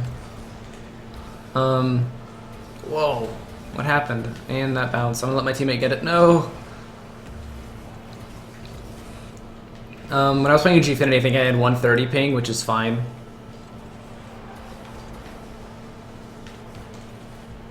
I mean, ideally I'd want to play on, 40 or less ping, but it's EU. If I want to play, I need to play. I'll play with 150 ping if I have to. Ultimately, it really comes down to the same stuff, though. I wasn't really challenging 50-50s. It was more like I needed to make a save or make the shot. And when you're just interacting with the ball, there really isn't any lag. There's only lag for everyone else when you hit the ball or when other people hit the ball. So if you can predict, you can play with, you can play with 200 ping. I could play on Oceania as long as it wasn't like 1v1s or something and be fine because it's just prediction. One-on-ones with lag are really bad though, because often it's you trade possession of the ball. That was a really great shot on my part. So like you'll give your opponent the ball and play defense, and then you take it from them and play offense, and vice versa. But with 200 ping, the ball does weird stuff, really weird stuff, and so it's really hard to predict. Ideally, you don't want to let opponents touch the ball in 3v3s, so you don't have to predict. But in ones, not recommended. Like right there, I predicted that he was going to get around the ball and hit it left. So even though it looked like I flipped and missed the ball behind him, I was accounting for the server saying he got there first. And that's why the ball warped like that. So that's just prediction. And if you do that correctly, you can play at EU just fine. That was just a terrible shot on my part, though. Don't worry about that one. I'm going to greed here and go for this boost. It worked.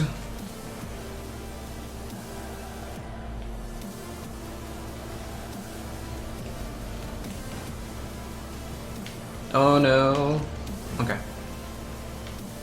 Oh, he got the boost. Damn it.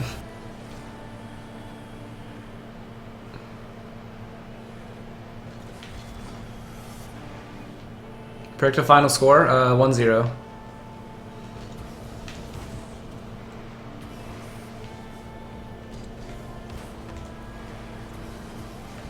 This is a very even game.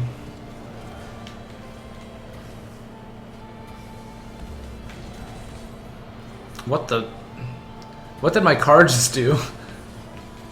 That was really weird.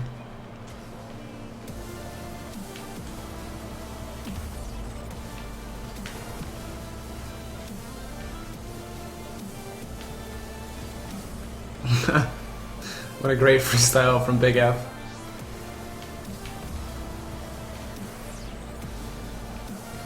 Oh man.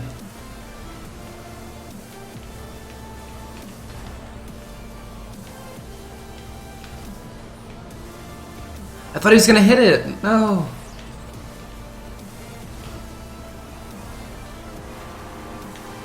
That works.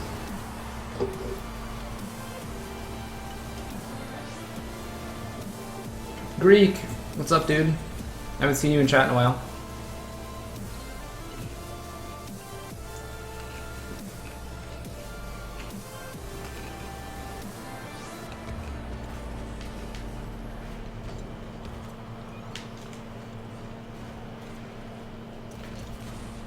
Just to switch your car if it's acting up like that. You're doing weird warpy stuff. I don't know, that would look way worse with the Merc.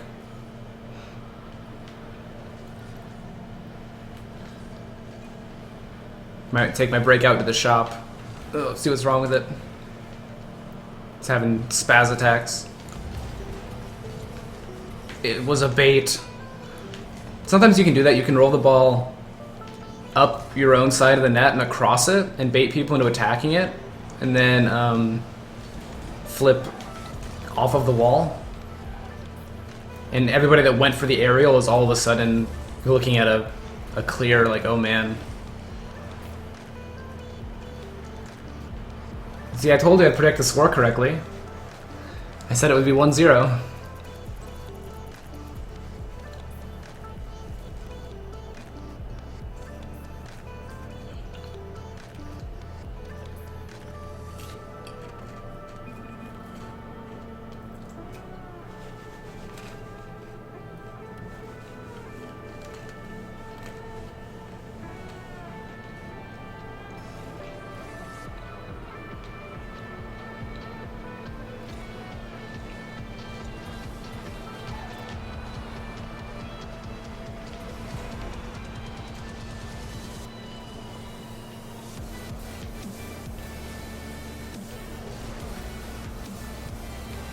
Is that teamwork? Oh.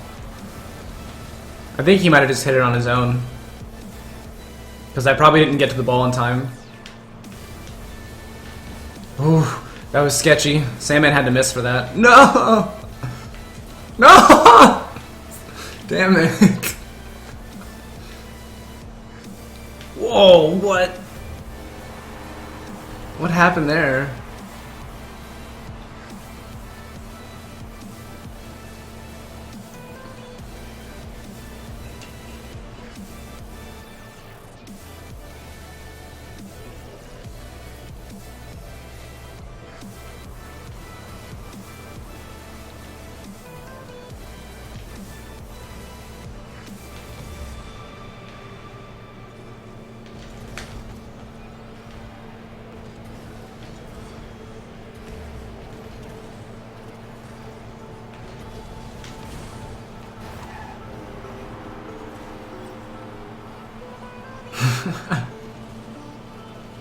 I always know what you're saying, Nick. I always know when to use Merc, when not.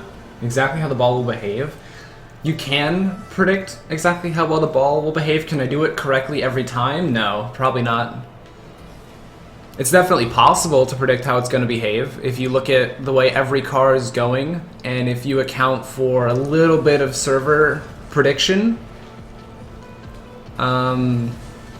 Predicting a 50-50 is probably the hardest thing. Like when two people rush straight, like the kickoff. Predicting where the kickoff will go if two people just drive straight at it and front flip, that's almost impossible. Because that's angle calculation the engine makes. But predicting where this guy's gonna hit the ball is over here. That's why I'm over here, right? Predicting where this guy's gonna hit the ball, also possible. The fact that he was gonna do that, I didn't account for. So, there are degrees of prediction. New teams, slip and slide, tic tacs. Oh wow, I see how it is. Demos don't give you points, man. Is he typing something? There we go. Oh no! Was that a pass back or something?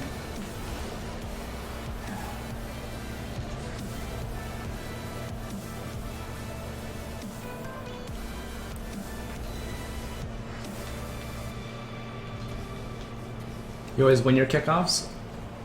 Well, maybe your opponents always lose their kickoffs.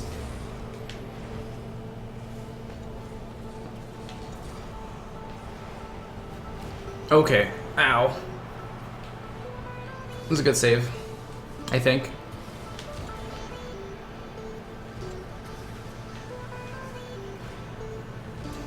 Big F, let's go, let's do it. Oh, I took the shot.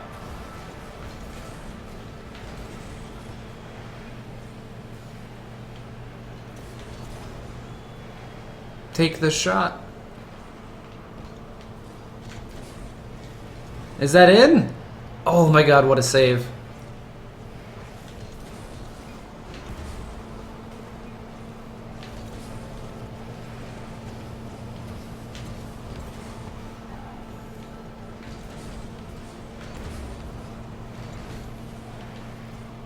Would you recommend first person in ball cam? Well, you just mean non-ball cam and ball cam? Because first person would be like sitting in the cockpit, kind of weird. Oh no, he missed. That's my bad, I was messing around. I was waiting for you to say goodbye and now I cry in my sleep. What?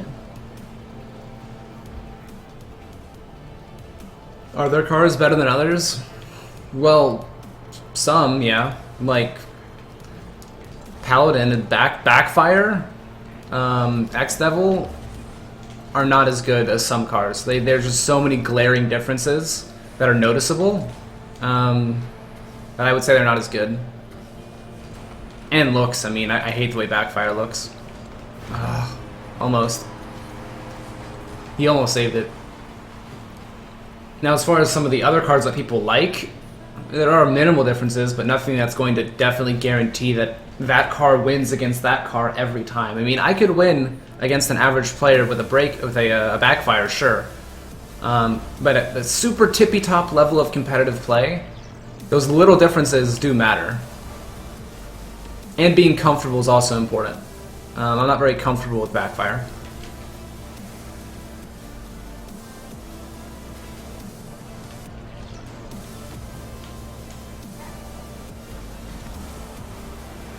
I mean, a lot of stuff I'm comfortable with is a flat car, this flat square car. If I could fly around a massive cardboard box, well, not a massive one, but like a thin box, more of a rectangle. A box is Merc. A rectangle would be what I'm trying to say. A cardboard rectangle, perfect. That's what I want. And that's what Breakout essentially is. It's a rectangle with a rocket booster and some wheels, which is why I'm really starting to like it.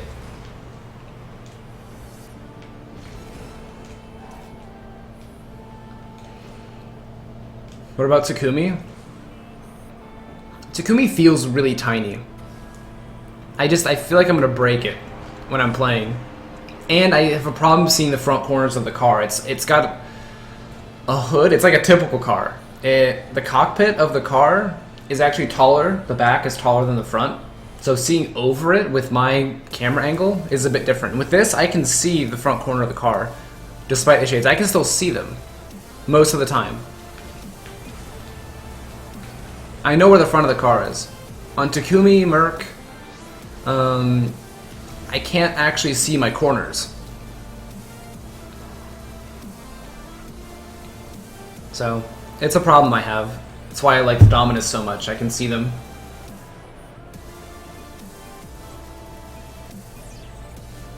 Remy, I just haven't seen your comment.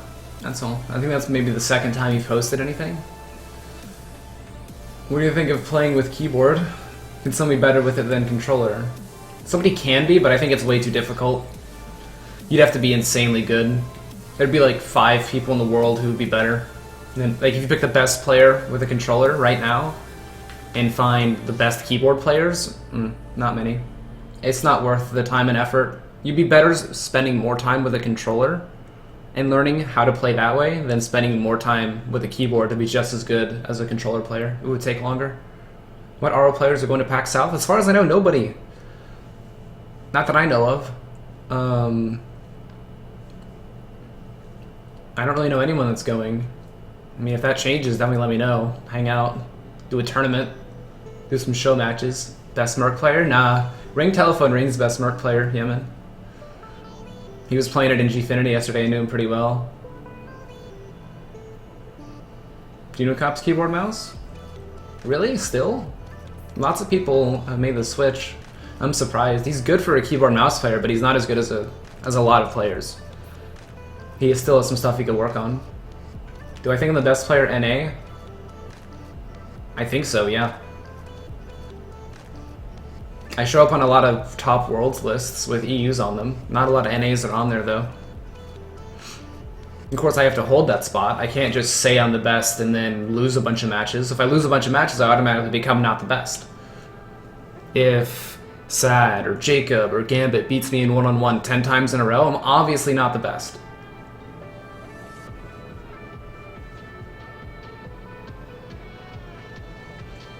Alright. Are we doing EU again, or are we doing East?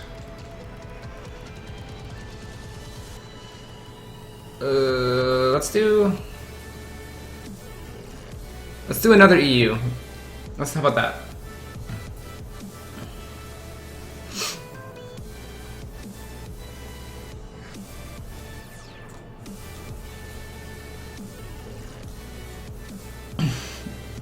We'll do East after this one.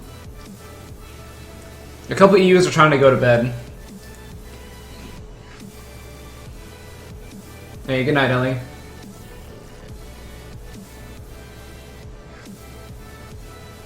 ESPN will have Rocket League on there? I don't think so. I think there has to be a lot of money in the sport to show up on ESPN. Okay, just because somebody says they're the best doesn't mean that you have to be a fan of them. People, like, I see a lot of Gibbs. Gibbs is best. Like, yeah, you can have a fan. Gibbs is the best at what he does. He makes some insane saves. He's super clutch. And on some days, he's better than me in a team setting. In 3v3s, he pulls out more points than me. Yeah, that's why I have him on my team. I love having him as a teammate. But if you were to sit him down and take him in a 1v1, I would win most of the games, right? And you said it's a different queue, right? There are differences of strength that make people better and worse at what they do. Overall, I have enough confidence to say that I would believe I would win the majority of the time. Does that mean that I'm going to say that about every person? No. Some people are definitely better than me at 1v1. I don't think I'm better than Marky. I don't think I'm better than Mike. I think they're better than me. You can say that's cocky, you can say it's confident, you can say whatever you want. If I start losing, I'm definitely not going to put myself at the top of NA. If I start dropping a lot of my matches and playing really poorly, I'll say, okay, I'm not as good. But as long as I have the track record, I'm going to say that. And I do have the track record against NA. So, that's that. For now, though, we got some more sub games. And we're doing EU again. Sub 7 Q? No. Typo. What about Scrub? 1v1? Yeah, 3v3. He's sorely behind on 3v3. I hate having him on my team in 3s. I feel like he doesn't do anything but sit in the goal.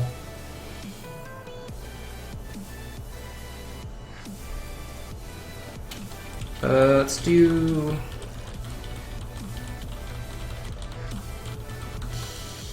whatever.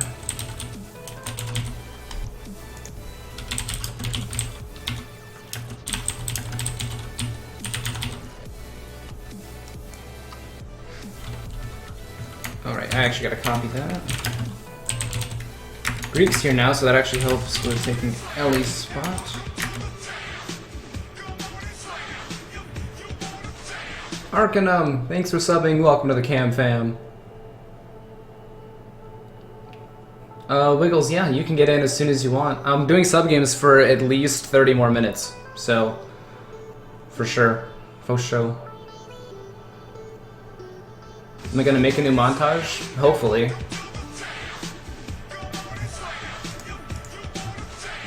Wiggles, thank you for 4 months, dude. Thank you.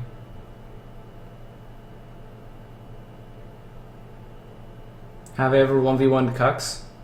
I've 1v1'd him a few times over the course of history. I think I've won most of the games. They've been close, but I've won most of them. The games where both of us take it seriously or on the ranked ladder, I've won. I don't think I've lost them on the ranked ladder. I've lost them in privates a few times.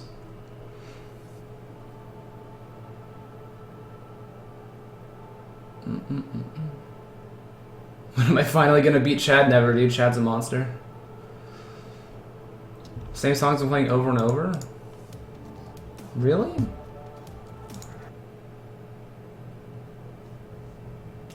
I think my playlist just repeated, and they all sound similar. It's just probably a long song, too. I know ESPN has esports. Is Rocket League on there and is like a forefront of their esports thing? Maybe not.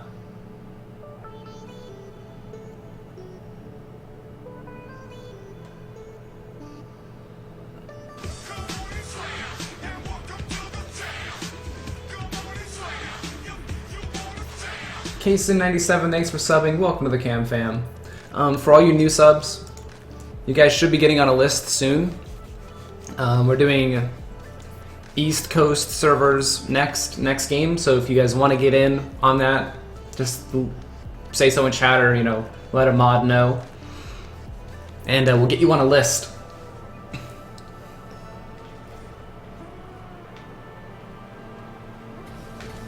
Cox is drinking and driving, not recommended, guys. The finish from Big F, nice. The big finish, the Big F.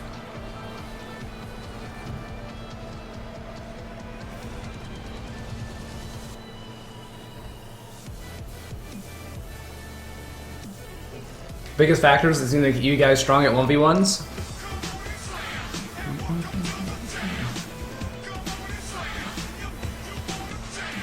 Munchkinator93, thanks for subbing. Welcome to the Cam fam. I think the EUs just play more ones in general. A lot of the people who are either non-veterans or people who are, but like didn't play a ton, that are in NA right now, don't play 1v1s. You can check the 1v1 ladder. A lot of top platinum players are actually not from North America. And I think the EUs have a little bit more, of a grasp on their fundamentals, which are super important in ones, but they often one-on-one each other. You know, they're not afraid to just play ones and just keep playing matches over and over, whereas I think people from NA get a little bit scared for their rating. They're like, oh no, if I lose once, it's over. You know, they get a little bit scared for their ego, their self-esteem. You know, that's what they play with.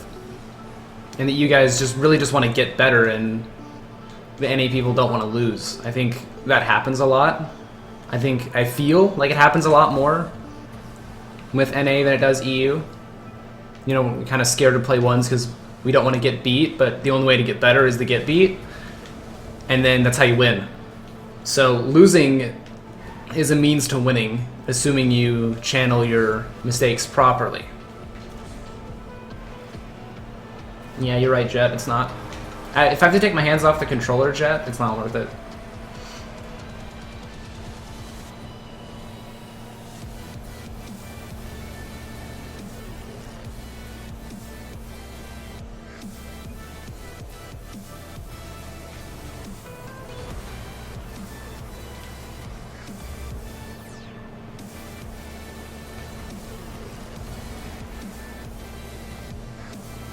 Oh, what a great pass, no! Kaysen basically passed it. I tried to blow him up before he could get to the ball. I was nowhere near, though. Good night, Jet.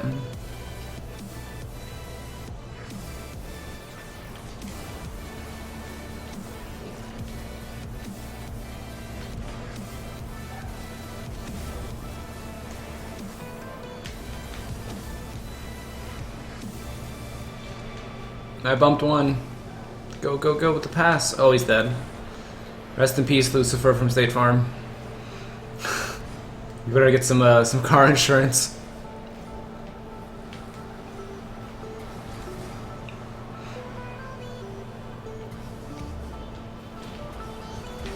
Oh man, the explosion scared me. All right. Feels backflip, man.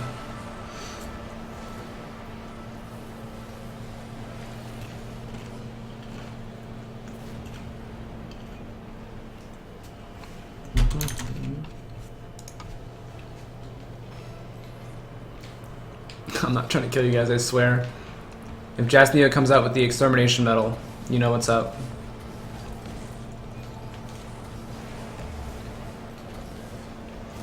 Oh, I didn't mean to do that. Total accident. Now I see what he means. It's just so easy to demo things. I mean people, you know, I didn't mean to call them things.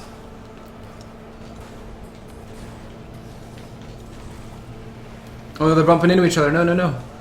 Alright, they have to get that save. Because I can't go up there and get it nice. That's a good... Oh, jeez. Did I just dunk on my teammate? Or did my teammate dunk on me? The ball's not really going anywhere important. I'm trying to move into an advantageous position. But I'm not getting any opportunities, per se. I wanted the 50-50 with him. Oh, the pass to Big F! Oh. Big F's my striker. He's always there when I pass it.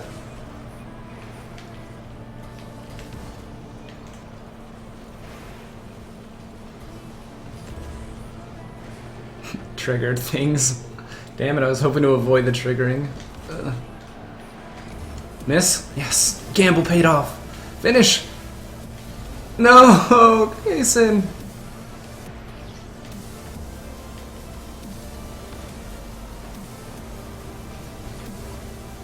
I missed someone's question earlier. I wanted to read it, but it kind of scrolled away too fast. Somebody wrote kind of like a paragraph about if Sad or Gambit, blah de blah. Can, like, the person who said that repost it? Because it sounded like an intriguing question. And I can't alt-tab and scroll up to find it now. It's been too long.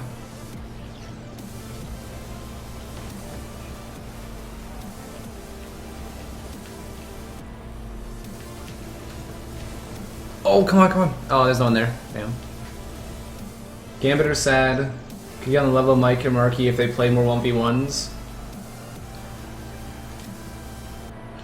I definitely think they definitely could. They would have to play the people, like they'd have to play Mike and Marky consistently though, you know? Like I'm trying to help Classics right now because like he asked me for one, he's one of the only people from NA who asked me to play ones in private matches. Thank you guys, now I definitely have the question. He's the only person who really wants to, and I think he's really one of the only people who wants to get that much better. Like I asked Kyle if he wants to play ones because I want to help him, you know? Quinn from Orange Creamsicle asked me to play ones a lot because he wants to get better. And the only way to get better at ones is to play them, right? That's how I learned to play. I played SARP not because I was winning, but because, you know, I was competitive and I wanted to get better, and the only way to do that was to get my ass handed to me. I mean, I used to play for hours on end, getting beat like 9-0 in 1v1s, getting just destroyed, montaged all over. Just because I was almost in awe that A, somebody was that good, but B, I was learning so much. And I think, like, Sad doesn't want to do it. He doesn't want to play ones with me. Because, like, he could give me tips on my gameplay whenever he scores on me, and I could give tips on him and his gameplay. And I just don't think he likes to do that. And Gambit, I'm pretty sure Gambit wants to get better. I think Gambit's good at ones. I haven't played him in ones in forever, so I think he's definitely better than people think he is.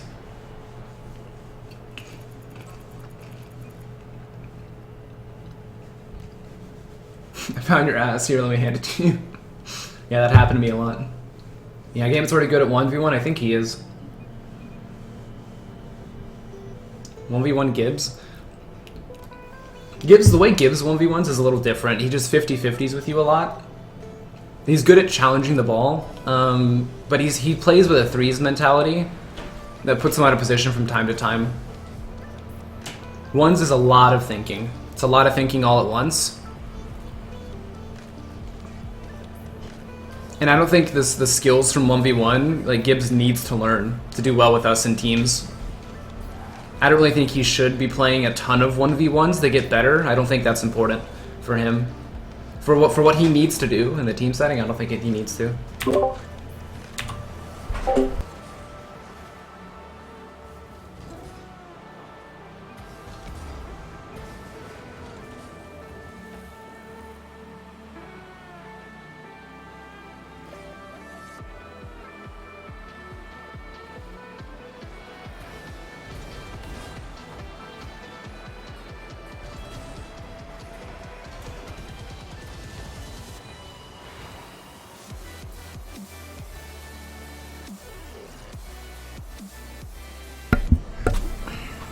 Sorry. This song again. I think my playlist is just repeating. I think that I thought it was a longer playlist, but I think it's really short. I know my mic's muted, guys. I was talking to someone. I literally clicked my mic muted button. I don't know if you heard it. Thank you for letting me know, though. Definitely let me know if I don't know. I've done that before. I started the stream with my mic muted completely because I clicked it in OBS or something.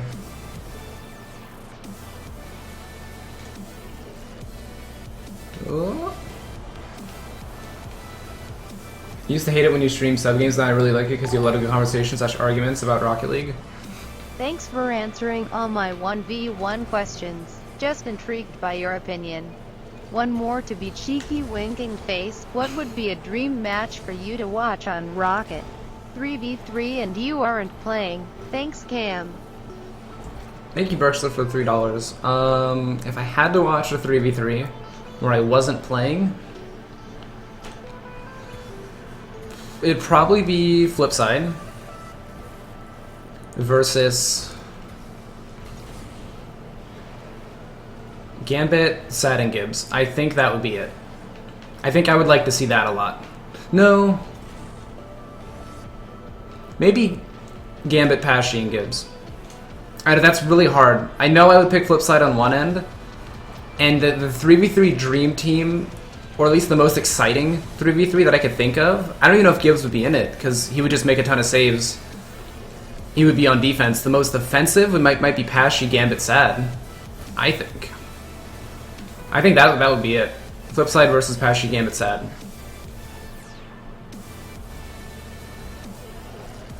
For exciting, I think that would be it.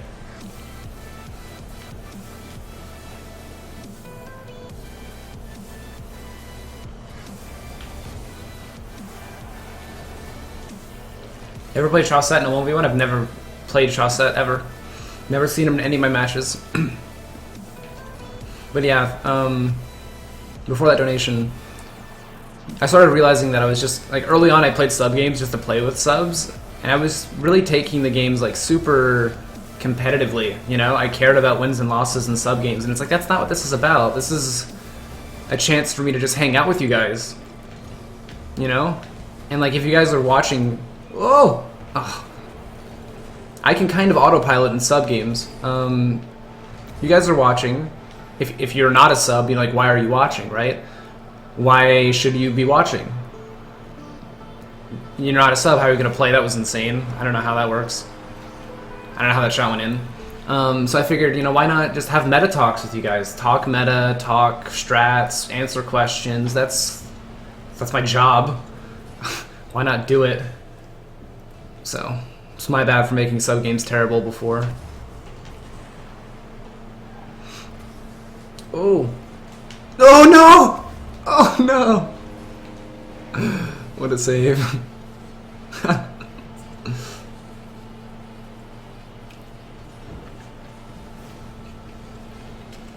Yeah, I do this far better than Gibbs in defending. Defending or making saves? That's the question. Gibbs sometimes pulls saves out of his ass. Like, a shot's coming, and he just, like, it just doesn't go in.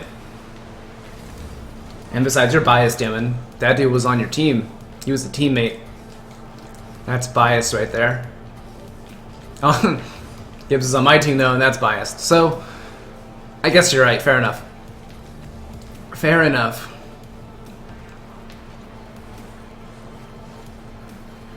Oh, man. Oh, no, don't do it. I think I touched that. Oh, the boost. Oh, I didn't get it. I need a longer car than Breakout, which doesn't exist. 10 seconds, don't throw. Don't throw. 10 seconds, don't throw. 10 seconds, don't throw. There's no goalie. No, don't throw! Oh, we threw.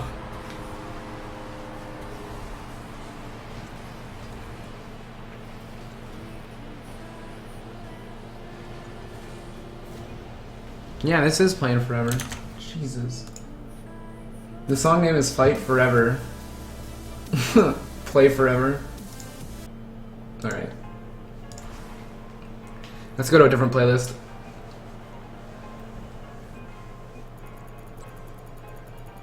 Through for skins, Failfish. Best car is the one you like? I like that answer.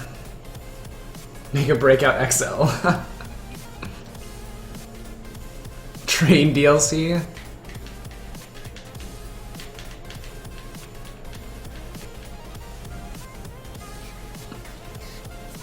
If Sad and Gibbs didn't exist, who would you team up with? From NA?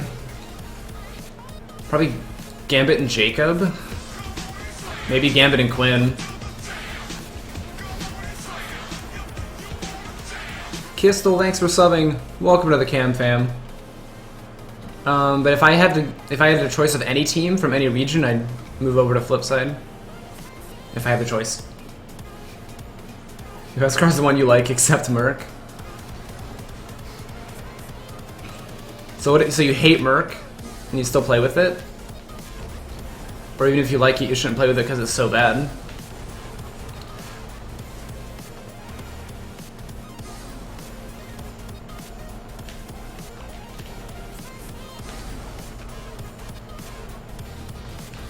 Oh, look at that teamwork going, yeah.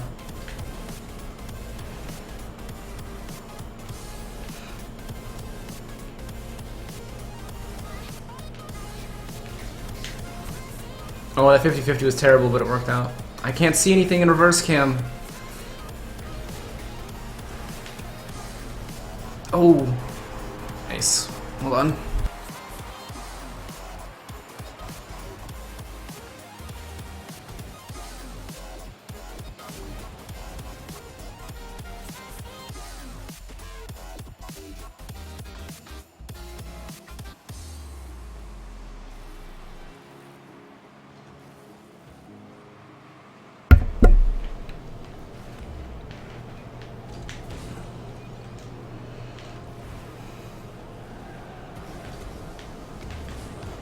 Oh. Best NA players. Top 3. Probably Gambit, Gibbs, and Sad. Honestly. That's what I'd go with.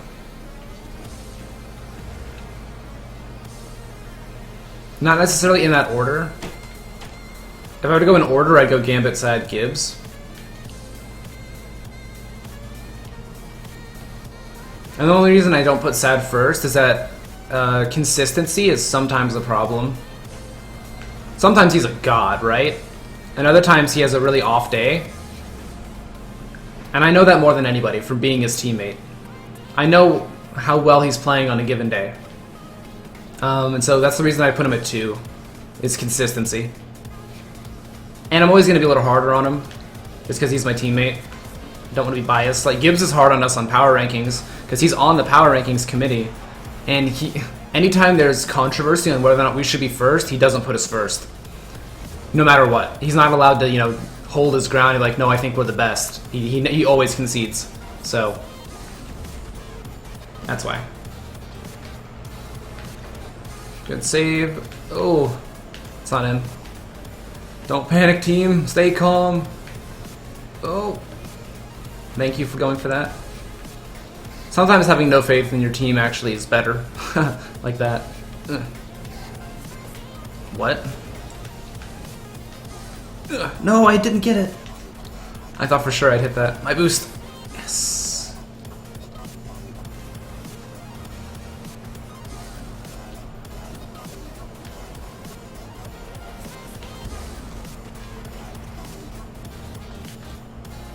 How long did it take me to get better than silver in 1v1? I mean, I was never silver in 1v1. When season 1 started, I was immediately placed in gold. And when the game first came out, probably like a day, maybe less. I think I reached platinum in 2 days. Well, platinum didn't exist back then. It was more like pure rating. Then you would just raw MMR. That was your 1v1s. That was the leaderboard in preseason.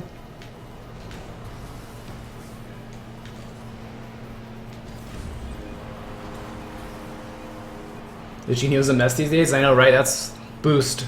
Don't do it. It's a dangerous drug. Very addictive. Highly sought after. Boost will destroy your life. Top 3 EU. Mike. Like, I play Marquis so much, and I know how good he can be. So I'm a little biased towards picking him as, like, number 2 as well. I'd say Mike. Marquis. The thing is, the number 3 spot is so contested for EU. It's so contested. I want to say, you know, basically my favorite player from every EU team as that number 3 spot.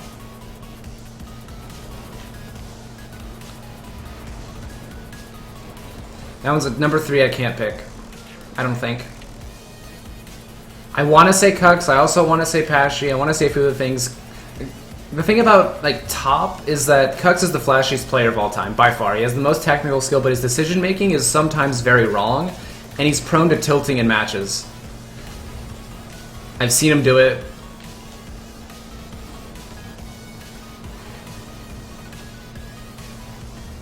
So, like, results are important, and I think someone else could get the same results.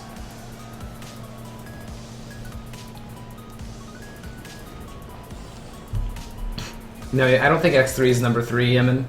I think X3 goes a little too YOLO sometimes and misses. I think he misses a bit more than he should, which puts the team, you know, down a little bit.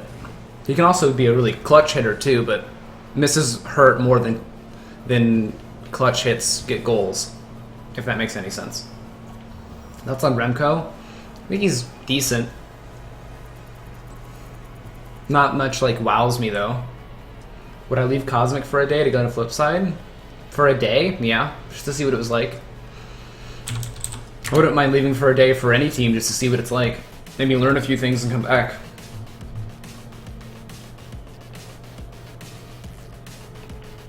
Asked about Nexus, and obviously they've fallen off since how they have been previously, but do you think they should be up there with you guys and compete with the top EU teams? Alright, let me set up the next lobby and answer that question. Alright, NA time.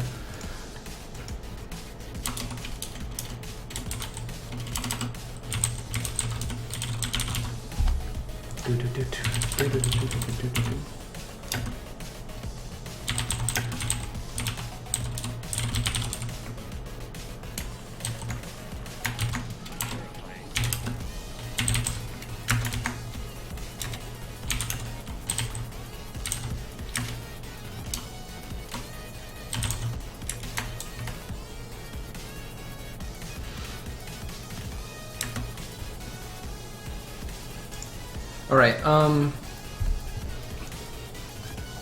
I think like we have probably the hardest time out of any team with Nexus just because of the way they play. Because we're kind of defensive oriented and we give them a lot of space, which is kind of an issue for us. We got to work on that. Nexus is like all three forward all the time, take the boost. They're really chaotic. But against a disciplined EU team, I think they would get absolutely destroyed. I mean, I don't think they would do well in EU because if you look at like Rocket Royale a couple months back, they never requalified, ever. They played in week 1 because they were auto-invited, right? They were auto-invited, placed 4th out of 4 teams, and did not requalify. They were the only team to not requalify because top 3 requalified. We placed 2nd behind Flipside, and then Swarm was 3rd. They never requalified, and they qualified for Rocket Royale, but they never requalified. They always had to play in the qualifier tournament to get into Rocket Royale. You're not giving that pass out? Well, then Greeks gonna have to do all the work, Sandman, sorry. I think Nexus needs to work on their support a bit more. They're not really supporting each other enough. Lichinio grabs the ball and pushes it down the field and burns a ton of boost. He takes boost from his team, and he doesn't pass the ball.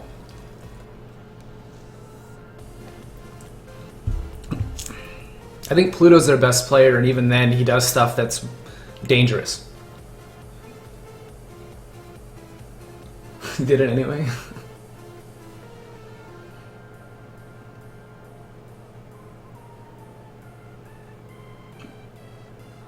Is RL your income source or just a supplement for my career? It's my income source, John Tark. This is my job. It's what I do. It's definitely not my permanent career,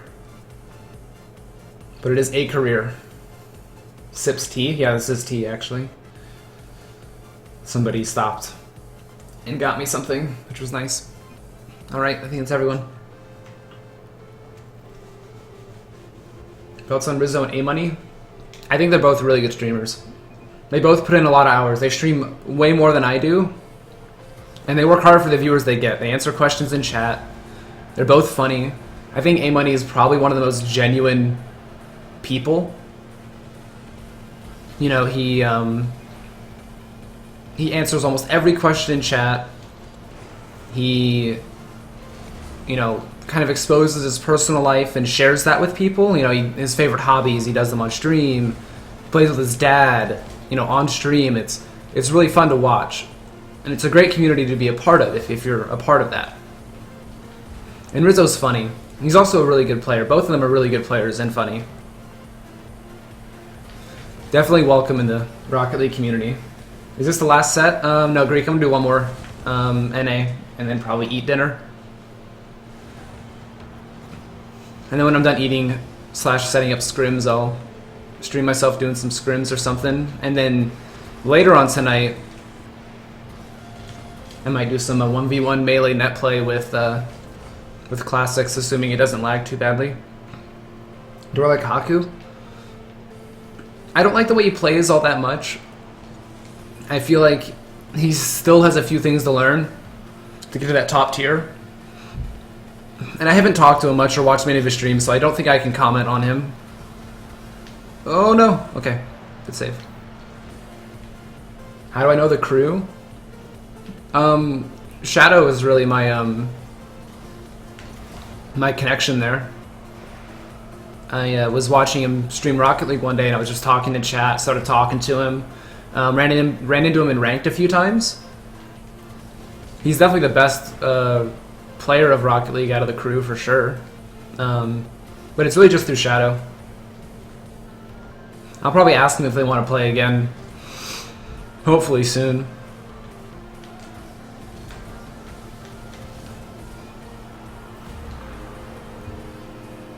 Your Scrimson and EU, it's 108.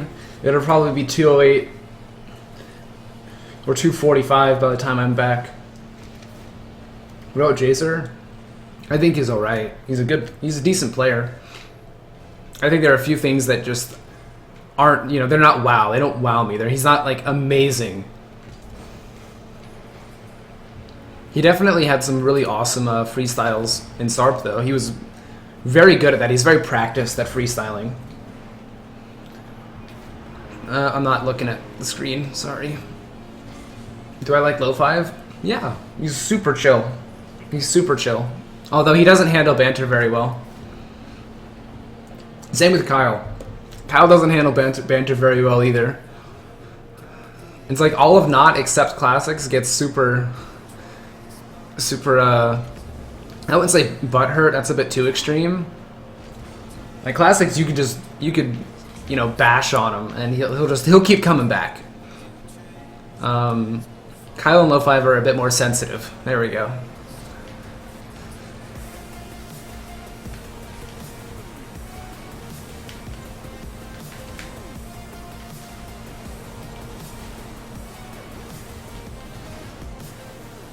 Didn't get that boost.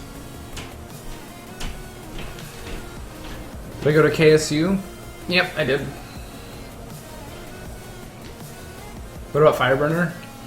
What do you mean? Why that Bob Rossage? Me and Fireburner were very old teammates in SARP. We went way back. We actually founded. So not a ton of people know this. SARP had a team like Q. So if you wanted the Q as a team, like into ranked as a party, you had to play the team Q. It was almost like not like a clan, but it was a dedicated roster that you built. You had a maximum of 5 people that you could invite to the team, and your team had a rating. A 2v2 and a 3v3 rating, I believe. It also, I think, had a 4v4 rating. I don't remember.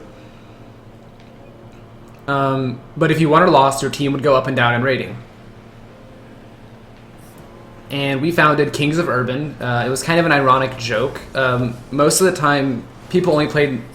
There was only one square map. It was Urban. Urban was a square. It's like the shape of every map except Wasteland here.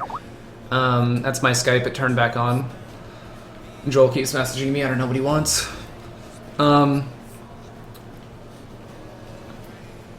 So we kind of made it, and we never played on Urban. If we had map choice, we'd pick like Cosmic or Wasteland or Utopia. Despite being the Kings of Urban.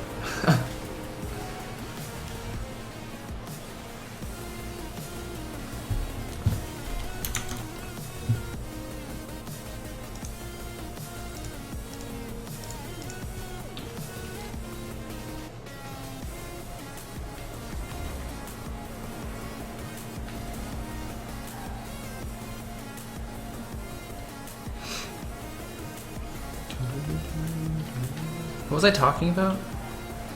Fireburner? Right. So in NA, I think we were the 2 best NA players on a team, me and Fire. We had a lot of good synergy. But the majority of the very good people from SARP were actually European. There was a massive skill gap between the region because the game was actually region locked back then. The game was region locked. You had to game share a copy of the game off of someone's PS4 who was European, or make a European account and pay for the game again, which most people didn't want to do because you could game share like up to 5 different people. So I asked a couple of EU guys if they had any spare game shares, and they gave me the game. So I had one game that was my 2009 copy, which was my North American copy that I bought. And then, oh, don't own goal! No! Oh no! That was the game! Oh my god.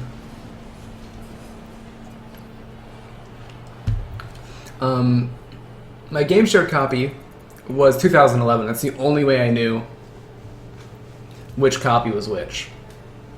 Like, your friends would show up, you could join a friend, but it would say you failed to connect because they're from the wrong region. And the leaderboards were different as well in NA and EU. So because of the region locked, EU got a little bit better than NA over time.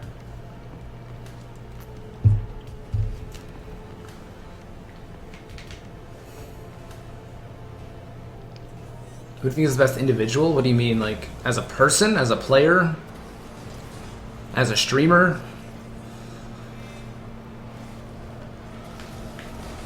I don't know what you're looking for. Live right next to KCW because the team got sponsored? More or less, yeah. I left because this was a viable career in the short term. And there wasn't really a reason for me to be paying for college if I don't want to do anything with it, you know? I went to KSU because I wanted to study game design and coding and stuff. I wanted to be a game designer because, you know, I'll do anything to be a part of any part of the gaming industry. But this showed up, like, my stream got really big. Rocket League exploded about, like, a month before I was going to leave for college. I'd already been accepted a long time ago. And right before I was going to move in, the stream got really big. And it kind of sucked to have to, you know, go to class all the time and not stream and be tired in class because I was up late doing stuff. And then playing tournaments all night and not doing my homework. It was too much to balance. And either I could do the college work mediocre, I could do my Rocket League mediocre, I could do no Rocket League full college and give up on that dream of mine, or put college on hold and do this. And I chose this. I chose you guys. So if I do any math on stream wrong, it's your fault.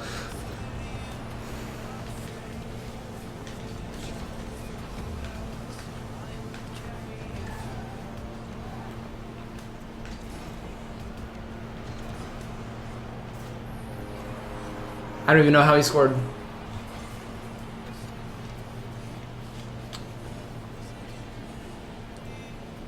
Good shot.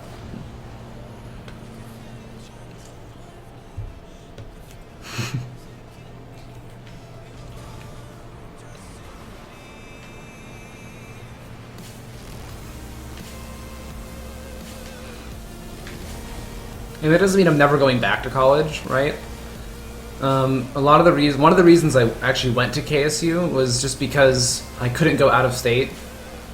I didn't have the money to do that. And so, based on, because this is, you know, income, I could use the money I get from streaming to reinvest in a better college education.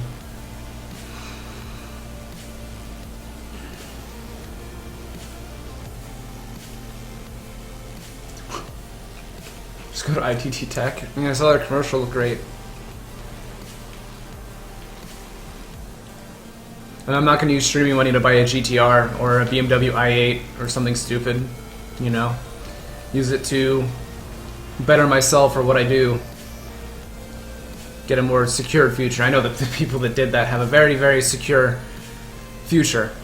But I don't need to do that. Serious question, thoughts on Otis? He's a terrible person. Otis is the kind of person who blames lag for everything because he doesn't want it to be his fault. Serious self-esteem issue, I feel. I feel he's very insecure in real life, which causes him to blame everybody else or any circumstance he can in Rocket League. That's what he does. I've heard him on stream. He bans people who post PJ Salt. He bans people who call him, you know, that he's wrong. Like, no, you just missed. Wow. So, yeah, that's my 2 cents. Oh, no! Oh, that was bad. Thoughts on DLA? Oh, Yemen, you know DLA. DLA actually gave me EU. I didn't shoot at Summit. What? I'm saying it was stupid for me to do what he did, but for him it wasn't, because he's got a secure future. I said his bank account was doing well. What do you mean? Is that not a compliment? And if you were to cut snippets of what I said, you can make it look like I said bad stuff. I definitely didn't, though. When did I meet Gibbs? I have not met Gibbs in real life. I met him in Alpha. He started playing for about a year. Like when the game first came out, he was one of the very first few legends. And then he kind of disappeared right when I showed up. And so I played for a long time, and he came back in Alpha. And that's where I met him and Sad. I met Sad and Gibbs in Alpha, and I played with them. And I really played a lot of games with Sad. I played Alpha basically every day we could. With Sad, we played a lot of League of Legends together. We played a bit of Smite together. We played a lot of different games. And through that, I think we're really good teammates. And it's also why I understand him as a Rocket League player a bit better. Oh, that was so close. But we really started working together as a team, like as a dedicated roster in a competitive game during the Reddit beta tournament. So PS4 beta comes out, and we're just like, hey, do you guys want to team up in NA? I think we're the best three. That was really the reason why we teamed up. We were all like, we all contacted, so like, hey, you know, we need teammates. And Gibbs was like, I think we are the best three. I think if we just put 3 individuals on a team, we'll win. And we like basically swept the whole tournament. So we were super happy about that. We, you know, stayed as a roster, played in the first ESL together, won that. You know, we won a bunch of consecutive tournaments.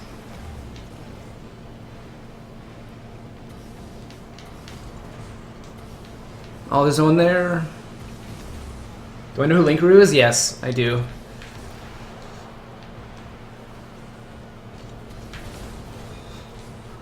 We have a healthy relationship of really weird YouTube videos. You should see some of the older stuff on his channel about me. He's got some weird stuff, kind of creeps me out. Increasing your YouTube output together soon? I feel like you could do great on YouTube. I'm trying to, Brookster, I am. I just absolutely suck at editing. Like, I get motivated with a lot of ideas. I just forget to write them down. I forget to write them into a script. I'd probably be better off. I'm probably going to try to do this more. It's just doing commentary, like live commentary. Like what I'm doing now, talking meta with you guys. Any points I make now, I'll probably condense into a video. It's got some tournament gameplay that reminds me of what I'm talking about. And just kind of talk about, hey, you know, positioning is important. You make sure you support your teammates. Move here, move there. You see the ball is going to go that way, so you're there, and you pass it to your teammate. But you got to make sure you don't leave the goal open. Make sure you hit the ball hard. You just talk about stuff.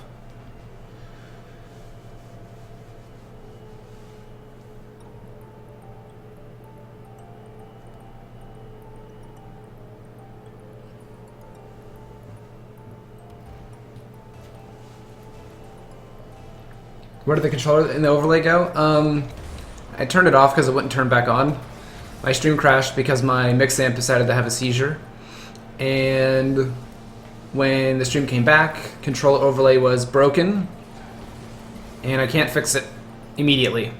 And I don't want to waste time while I'm in the middle of matches with subs. I need more than, you know, I probably need a solid 5 minutes because it's super finicky. Oh. It'll be back, probably later.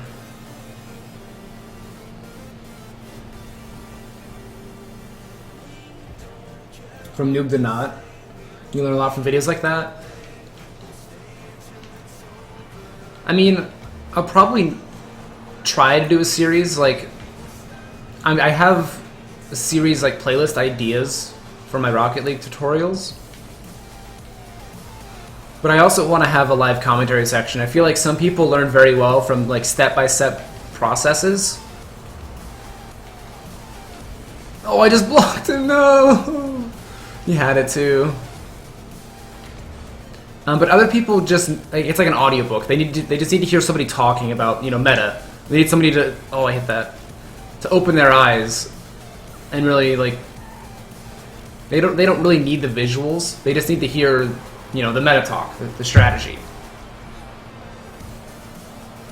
They need a step-by-step argument to reach a conclusion that then sets off the light bulb, you know, above their head.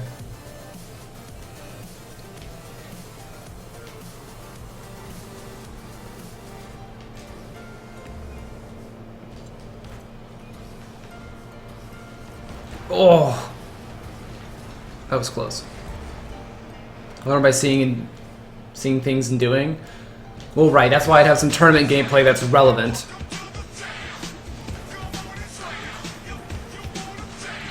Legit Matthew, thanks for subbing. Welcome to the Cam fam.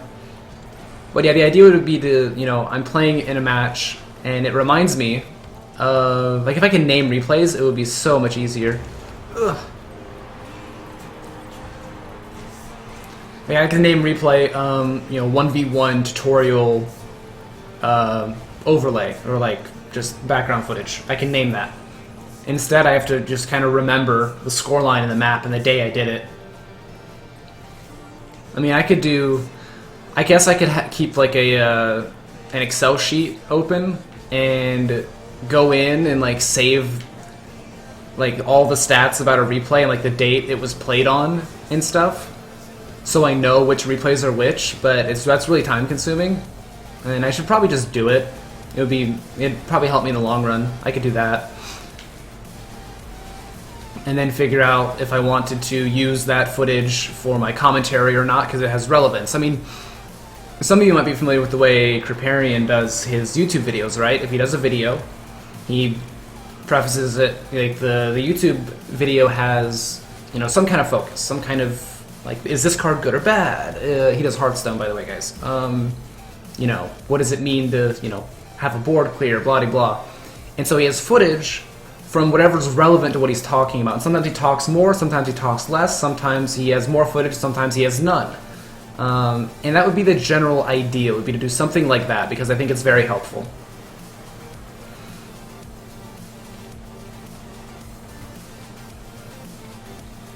I'd probably want to be talking over my gameplay, though. I wouldn't be like just showing you like random clips after talking. I think that would not be helpful. I think if I'm showing the footage as I'm talking to you guys about it, would be better, for sure. Camgearino.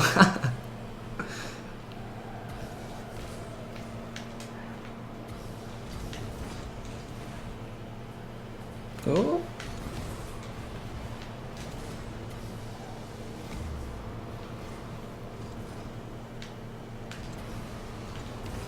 Great pass.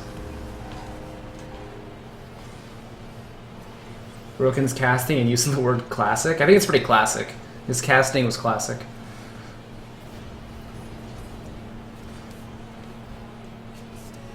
I think they should improve the servers. I hear Sad ranting often about them during matches. Well, that's just where he is. He's in Canada. And so if it picks a server, like I'm all the way down in Georgia, right? Which is one of the most southern states. Gibbs is right in the middle of us. He's in Jersey. Oh, Baxter, what happened? Where'd you go? And then Sad's way up in Brampton. So it has to pick a server, you know, kind of close to us. His ping is actually almost as good.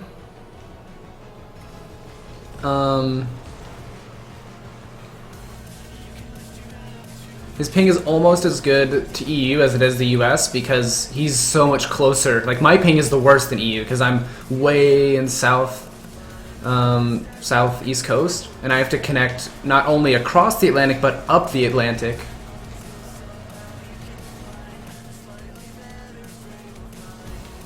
Okay, I wasn't sure if he was back or not. Thoughts on Killer No? I don't know. I haven't talked to him. I haven't played much against him.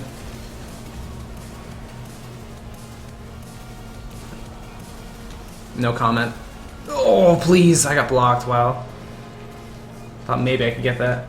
Crow is Jay's best freestyler. I think he gives Cucks a run for his money, but he's not as good. Like, it's close. Oh! No! No way! That was insane! That was a 3-touch team aerial. Look. He hit it into me, and Kistel was there.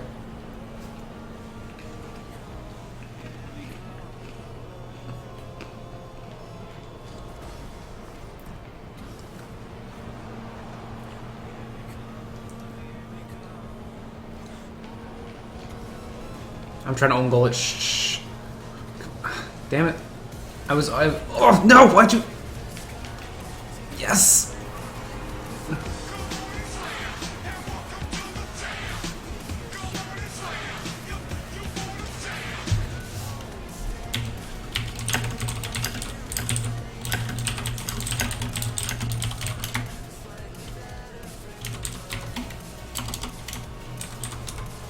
Oh, I did that again. Calaboose, thank you for 7 months. That's awesome. Thank you, man.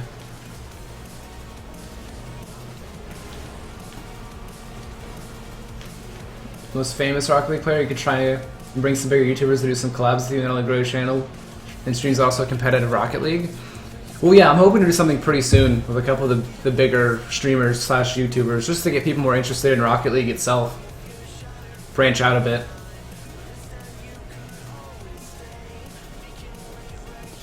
Eminimio, I probably just didn't see it.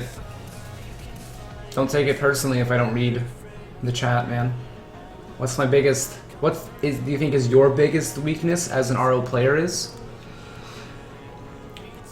Either it's going for something I think I can get and then I miss, so kind of overestimating my skills. I'm like, I can get that. Or like, I see that if I get that, it's awesome, but I can't actually get that. I can't hit that aerial, I can't hit that angle. And because I try to, it actually makes it worse for my team. So that is probably a big issue of mine, and in 1v1s it's playing defensive. Playing defense in ones for me is really hard. I give up the ball way too much. And I would rather, even though I get scored on either way, I would rather get scored on by having somebody shoot the ball on me when I'm in net, then go for the ball and watch them score an empty goal. I'm eating goldfish and I'm drinking sweet tea. I've been eating goldfish all day though, just casually.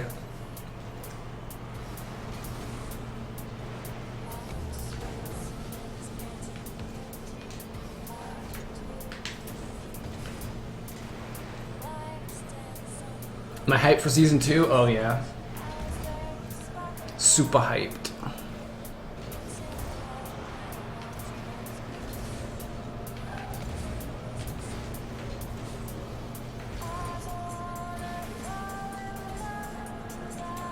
He's got it. My teammate has it, right? Yep. I don't need to interfere with that. If I had been over there, it would have been a goal, but I got a little greedy. Planning to dominate season 2 of ranked. Waiting to my last answer. I'm looking to get up there in solo standard first. Like, I want to get champion in solo standard, and then once I do that, move on to 1v1. Like, I just want to get champion in everything as fast as possible. It's probably my goal is to be the first person in champion across everything. Like, be the first champion in everything. So, like, I better not see any Twitter posts of people saying, oh, yay, finally all 4 champion before me. You know, I want to do that. I think that's my goal. That's what I'm going to try to do. And then I don't know what I'm going to focus on. I like solo standard a lot. I like playing solo standard ranked a lot. I feel like I learn a lot, and it's going to help me in my competitive scene more than playing one-on-one will. I feel like I can learn more from solo standard than I can from playing 1v1. Oh no! Doesn't mean I'm not going to play 1v1, I'm just probably going to play more solo standard.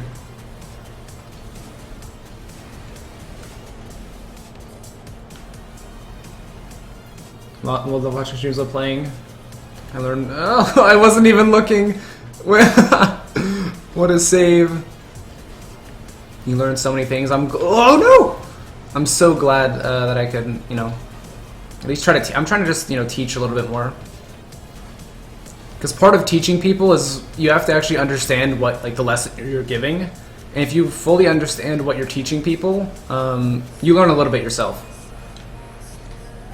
I clipped a little bit there. That's awkward. Don't, guys, get it off our side. This is so bad. Oh man, bodied.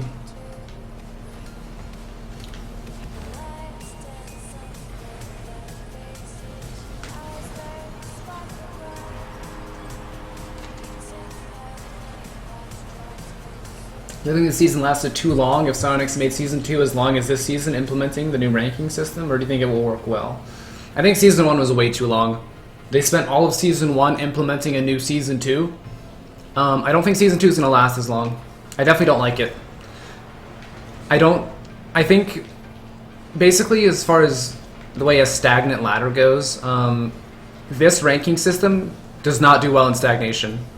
If nothing's happening on the ranked ladder, with this setting, we get to the point where we are now, right? This season has been out for about 5 or 6 months. Probably a little less, actually. Probably 5 or 4. And now all you do is gain 1, gain 0, lose 15. That's all that happens. Unless you beat somebody who's either above you on the ranked ladders who passed you, or somebody right next to you, and even then you don't get that much. You always get way more for a loss than you do for a win. That always happens. In most cases, at a higher end level of the of Platinum, right? So that means you can't have a bad game the longer a season goes, which is not healthy for the community in any way, shape, or form. The same thing will go for the new system, because the old system, or the new system's version of Champion, with the top 100 still being posted, is the same as this Platinum, right? Top 100 rating is still posted. So the longer a season goes, the worse it gets. Now, the way long seasons are helpful is something like the way League of Legends does their stuff, right? When people care about the ranked ladder, they care about if they're Platinum, Gold, Challenger, you know, what place in Challenger are they? Because they gain roughly a set amount of points every time, and they almost always gain more than they lose. So everybody's in a fight to climb faster. Everybody climbs. Some people climb faster. So the longer it goes, you feel like you're climbing the whole season. You need a negative win rate to actually go down. I think that's fine for a long season, and League of Legends seasons last almost a year. Not quite, but they last probably 8 or 9 months. And it works out just fine.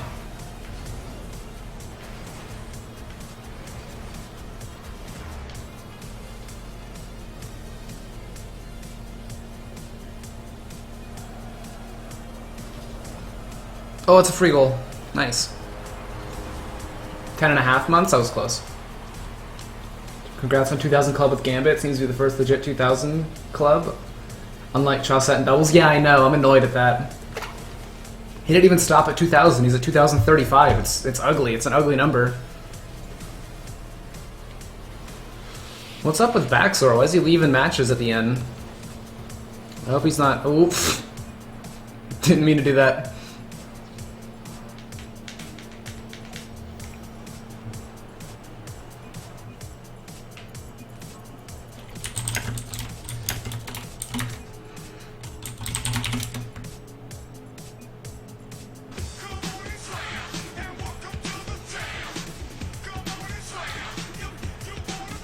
Sir Toby plays. Thank you for 7 months. That's awesome. Thank you, dude. What am I doing? Scrims? Oh man. It was 3. Alright, I'm gonna do one more. I'm doing one more lobby. But we're gonna do another open lobby to end it. I'm gonna eat and then probably scrims in an hour. Maybe less. Probably only 30 minutes actually. Alright. Public lobby. And then that's it for sub games today, guys. Public. Password is lobby. Name is public, password's lobby. Let's play in East. That's fair to both people in West and Europe. If we're gonna do 3 subs, I think it would take so long. If I had an entire day, like 9 hours of sub games, I could do that.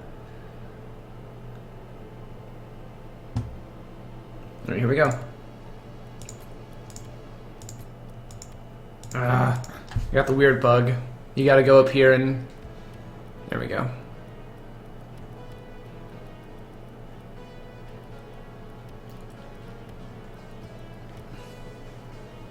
My favorite Monster Cat song? Anything by Tristam.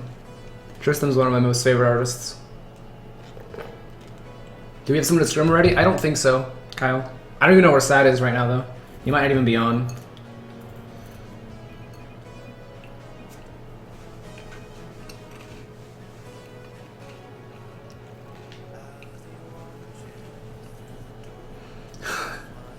Why is 2v2 not so popular? Well, there's less people to play it with. Sometimes there's a lot less action happening as well. In 3s, there's always something happening. People are always on the ball. In 2s, there's a little bit more space. So some people just don't like it that much. They don't like it random 2s, like, oh, what if my teammate's super bad? Then I have to play 2v1. So people might play 1s, it's like, oh, well, now the only person who can lose the game is me. But then people don't like that, because like, man, I suck. Why am I playing 1s? And they beat themselves up over it. And then they go 3s and go, wow, my entire team is stupid. You know, it's never their fault. But if they can blame it on 2 people instead of 1, that might be why people like solo standards so much. Alright, Kyle. Let's see if I can get everyone on. You gonna give out rewards at the season end? In that case, what? Yeah, they already confirmed at least one. I hope there's more. At least one item. It's based on what division you are. There's tiered rewards, so it doesn't matter in how many queues or what queue. So let's say you're silver in 1v1, bronze in 2v2, and gold 3v3, like solo standard, and then platinum in standard, right? You have one of every rating in each queue, right? You would get a platinum reward list. You get the platinum crown. Why? Because you're platinum in at least one queue. You'd get the highest tier reward. Let's say you're bronze in everything. Well, you get the bronze crown because your highest tier is bronze. You're gold in everything. You get the gold tier. You're bronze in everything but gold in 2v2, so you get a gold crown.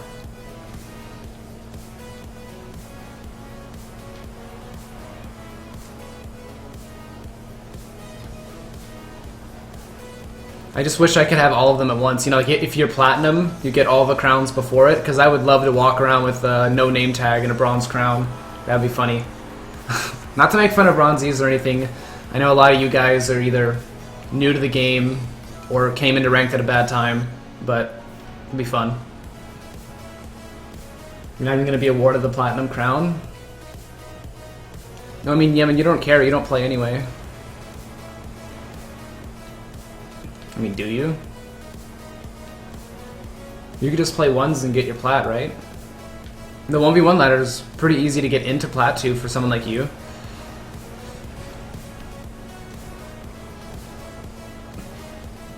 Goal for the season is trying to get all gold. Well, if you're going for, you know, saying all gold, then that's awesome. But if you were looking for, you know, platinum rewards, and if you want the platinum crown, that might have been a mistake. You could have forced like everything in the, you know, solo standard or something. I think I blocked a teammate. I was hoping to keep it away from the offense, but I hit it a little hard. Or keep it away from the defense. I think I successfully kept it away from the offense. Man, words are hard. You're like 900 RP in 1v1. How much do you gain per win, Yemen? Like, because before my RP was broken, I was 900 back when Season 1 started. And there was such a huge MMR penalty. I was getting 1 or 0 points against people in Platinum at the time. And then once they initiated the boost, trying to push me towards my MMR, Corey himself said that he didn't know, like he wasn't going to say where I was supposed to stop because my MMR was so high. Because I was number 1 on the 1v1 leaderboard in preseason. Because it was basically all I did.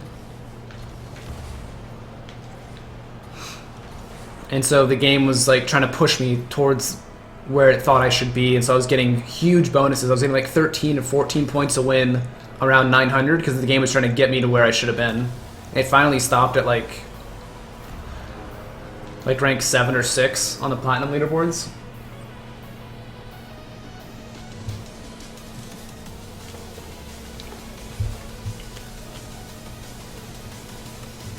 Only 170 hours in, made a lot of progress. Yeah. You can definitely learn really quickly in this game. You know, at first the game seems like, yeah, this would be fun. You play it casually, and then you go, oh, this game actually has a lot of depth to it. And the skill ceiling is incredibly high. So it's definitely recommended to go to, you know, a bunch of streams, a bunch of YouTube channels, and learn as much as you can if you really want to get competitive, because you can learn really fast. Compared to other games, at least. Like in CS, if you want to get really good, first you have to be good at shooters. You have to have good aim, first off. Like, 90% of CS is just having good aim. And then the tippy top level of competition is knowing where to aim and, you know, when to be where. That's probably the hardest part, though. Struggling with aerials, what's the best way to improve it? Free training. Free training and setting yourself up, or doing the aerial all-star. If you can score 10 out of 10 aerial all-star with an aerial, and you only hit the ball one time and it goes in off an aerial, right? You get that 100%, you'll be fine. You should be okay. You can start handicapping yourself, like, oh, you know, I can't go for the aerial unless my car is upside down. Like, try doing your aerials like this. Like, flip them over, you know, do whatever. Make it harder for yourself. You know, test yourself. Ugh. Do I press jump and boost at the same time when I go for an aerial? Pretty close. It's not immediate. Usually right after I make contact is when I start boosting, if I'm really close to the ball. Or right as my car comes off the ground. It's not like I'm boosting and I press X, because that might give me a bit too much forward momentum. I need a little bit of time to angle my car in the line I want to be in before I start boosting. I don't want to make like a wide sweeping arc like I'm doing now. I'm just kind of looking at the ball. I don't want to make a wide sweeping aerial. I mean, sometimes I do, but most of the time I just want to, you know, line myself up and then start boosting to go the direction I need to go to.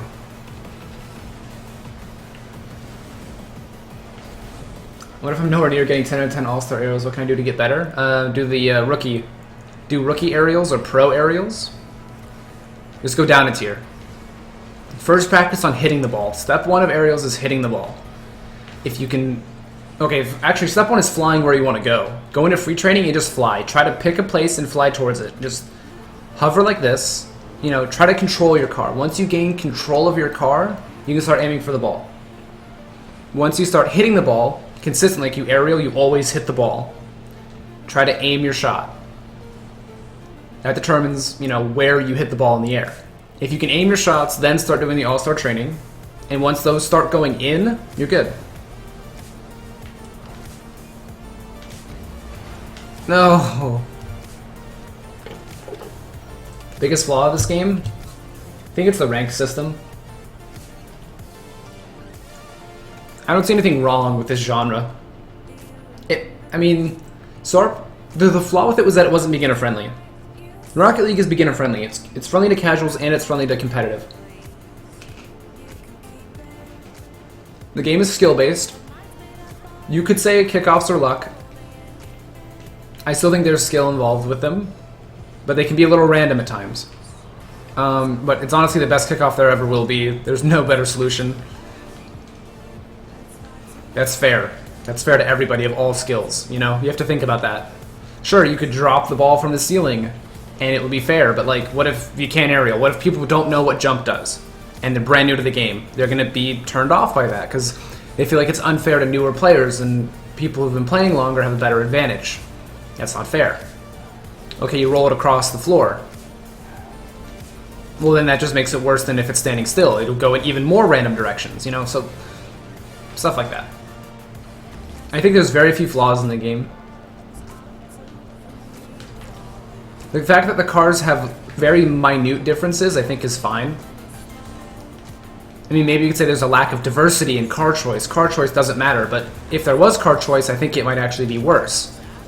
Matches might be dominated by one car. Or you bottle people into a role. You say, you have to be goalie. Sit in the goal, play the Merc, it's biggest. Sit in the goal. That's not, you know, that's not how this game is meant to be played. It's not soccer.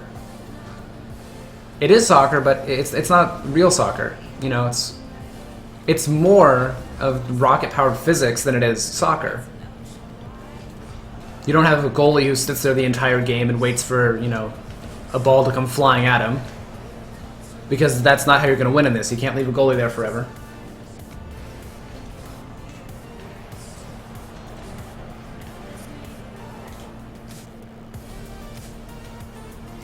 Season 2 plat rewards? What?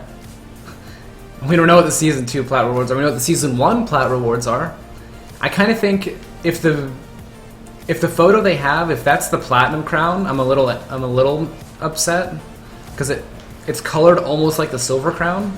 If that's the Silver Crown, then that's fine. I think the Platinum Crown moves though. I think it's actually animated, which would be cool. I just wish it was a bit shinier or had a bit more of a blue tint to it. Generally, silver and platinum are differentiated by having a slightly bluer tint. Season 2 rank system, I think it'll make a lot of people happier. I think it'll definitely reduce toxicity in matches as well, because people aren't going to get all bent out of shape out of losing one game. You know, people aren't going to quit because they know they're going to lose. People won't be like, oh wow, you guys suck, I can't believe I'm going to lose 14 points for this. You know, they don't see their point loss. They just see, okay, if I lose, 3 more in a row, and I have no goals, I'm going to D-rank. As long as people keep their win rate up, like if they quit, that's a loss, right? They can't say, oh, I'll just get the points back later. They have to make sure they win every match. So every match will count. Every match will matter. It's in their best interest to stay invested in the match and try to win.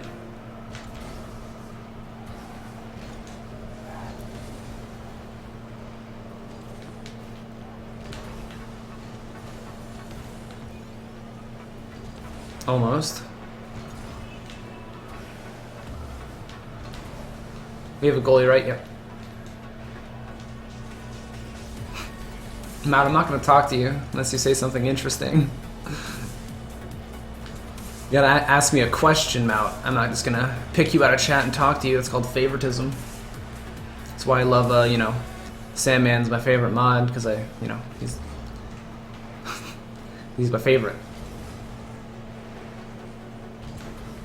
What a kind of hit was that? Thinking of staying with one car, but I'm pressured to use all these other cars. Should I go with what I want or go with the trend? Definitely go with what you want. I mean, it doesn't hurt to try it out. To say, oh, I'll try Breakout, I'll try Dominus, I'll try Octane. But if you don't like it, just go back, Go with what you like. And if you like what makes you win, go with the car that you win the most games with, right? If you like the way you look more than you like winning, pick the car that looks the best to you. The best car is the one that suits you the most. If you like losing, pick the car that you play the worst with. If you like winning, pick the car that you play the best with. And this may change, on a weekly basis, a monthly basis, a daily basis, an hourly basis. Usually I have like a week for a car. I switch off between Octane and Dominus. Now Breakout's in the mix because I'm starting to like it. And I might stick with this for a little bit. I might be having an off day and I switch over to Octane. And I like it for the day, but then I go back. I do that a lot. So. Professor Rocket League, we can play and talk about RL critically at the same time. Yeah, I like to do it too. This is a good pass play. Nice shot. I mean, the only time I get to do this is in sub-games, though, because I don't have to worry about winning or losing, because that's not what this is about. This is about having fun. Like, answering this many questions at once, it requires me to, take my eyes off the screen, which, if I was playing League of Legends or something, I'd be able to, or in CS, I'd probably just be dead the whole time and get to read chat 24/7.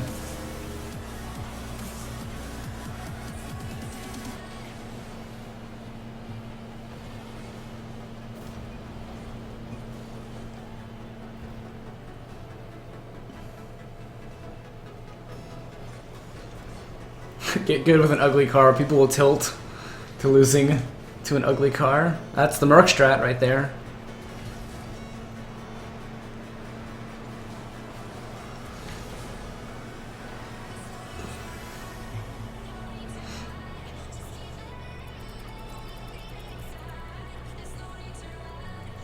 Alright, this is the last one, I think. And then I'm going to eat. What rank am I in CS? I don't have a rank right now. I haven't played in a while. I was Golden Nova Master, though. I only have like 30 competitive wins total, though. I don't play very much. Grog.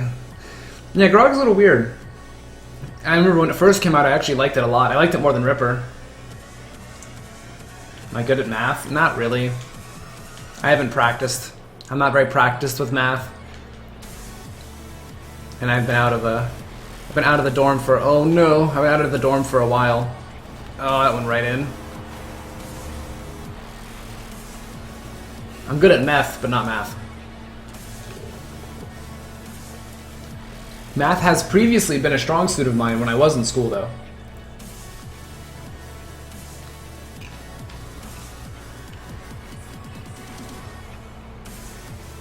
Well, I liked,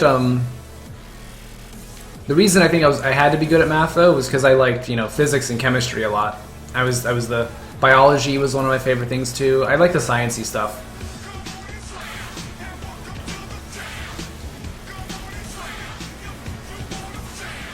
Shweeb, thank you for 7 months. That's awesome. Thank you, man. Thank you for supporting the Cam fam. But a lot of the reason why I liked all the science stuff was just because, you know, the way the world works is cool. Science is cool. With the correct application, you can do lots of cool things and, you know, show off cool stuff to your friends.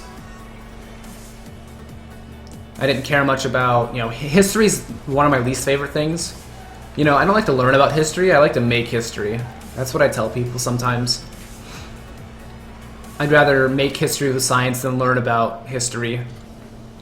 So, and the way the world works is, you know, a part of your everyday life.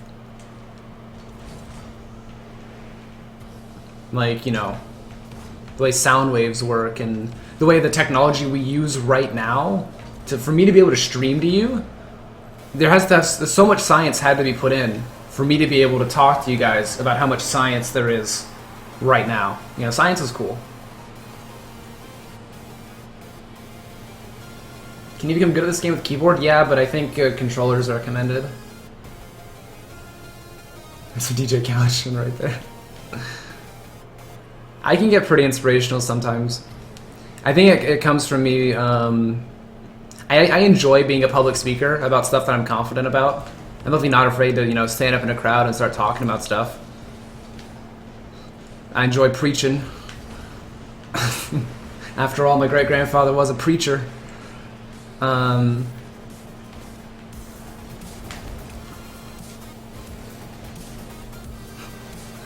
Another one. Oh, here we go. So let's set it up to myself, and then another double touch. No, shit. I think I blocked him. Just trying to meme, okay? Cam for president? I would actually, like... Because that's always been, like, a goal of mine, is just to, like, be able to talk to a lot of people about, you know, stuff that matters, stuff that's important. I love being an inspiration. That's why, you know, being a streamer on Twitch has been one of my dreams. I've always wanted to... I mean, sure, there are good and bad things that come with, like, being lyric big or soda big. Is like, you have to deal... Like, half your chat are just people spamming emotes and donating, like, dick butts and stuff. But you also get to reach a large audience. Lots of people listen to you. And if you use that attention wisely, you can really make a difference. Oh, no teamwork.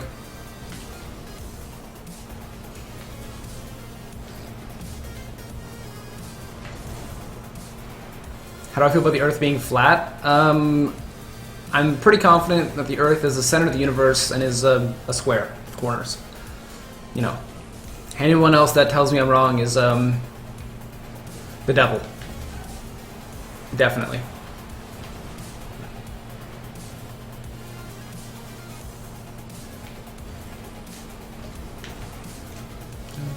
Oh.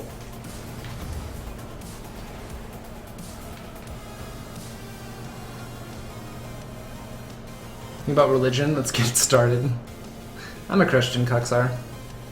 But I've always seen religion as, it's not, religion's a weird word, right?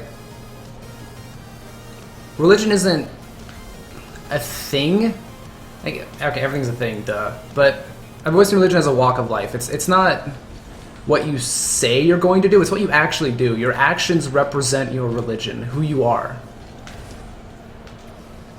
Like, I'm kind of mad at, you know, Christians because they're being un-Christian. They're mean to other people.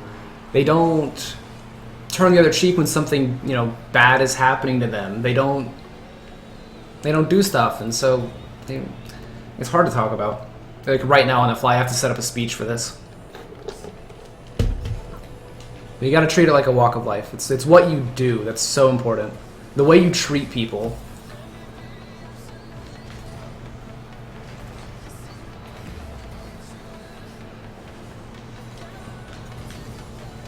And I'm not saying that you have to have a religion to be a nice person.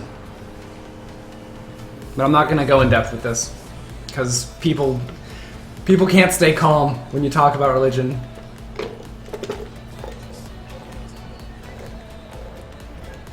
Yeah, I know. Because people on the internet can't handle a debate because it turns into a flame war. Because people get defensive and don't, you know, go to a high level of thinking. It's not a debate. If you were to go to a debate team and talk about religion, you might get interesting responses, but people get super defensive because you're calling them wrong, when in reality you're just trying to see how other people think. You know, it's unfortunate, it's the way it works. People get super defensive and start firing shots, and then from there it gets really out of hand.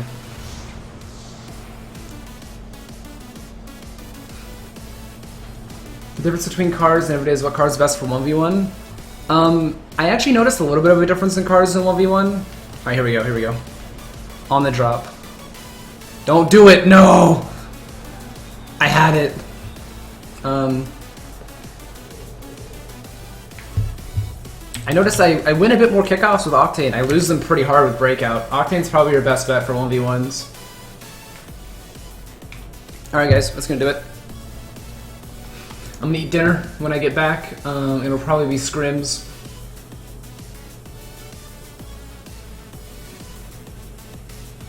Thank you guys for having I had a lot of fun talking about everything today with sub games. I had a lot of fun. Thank you guys.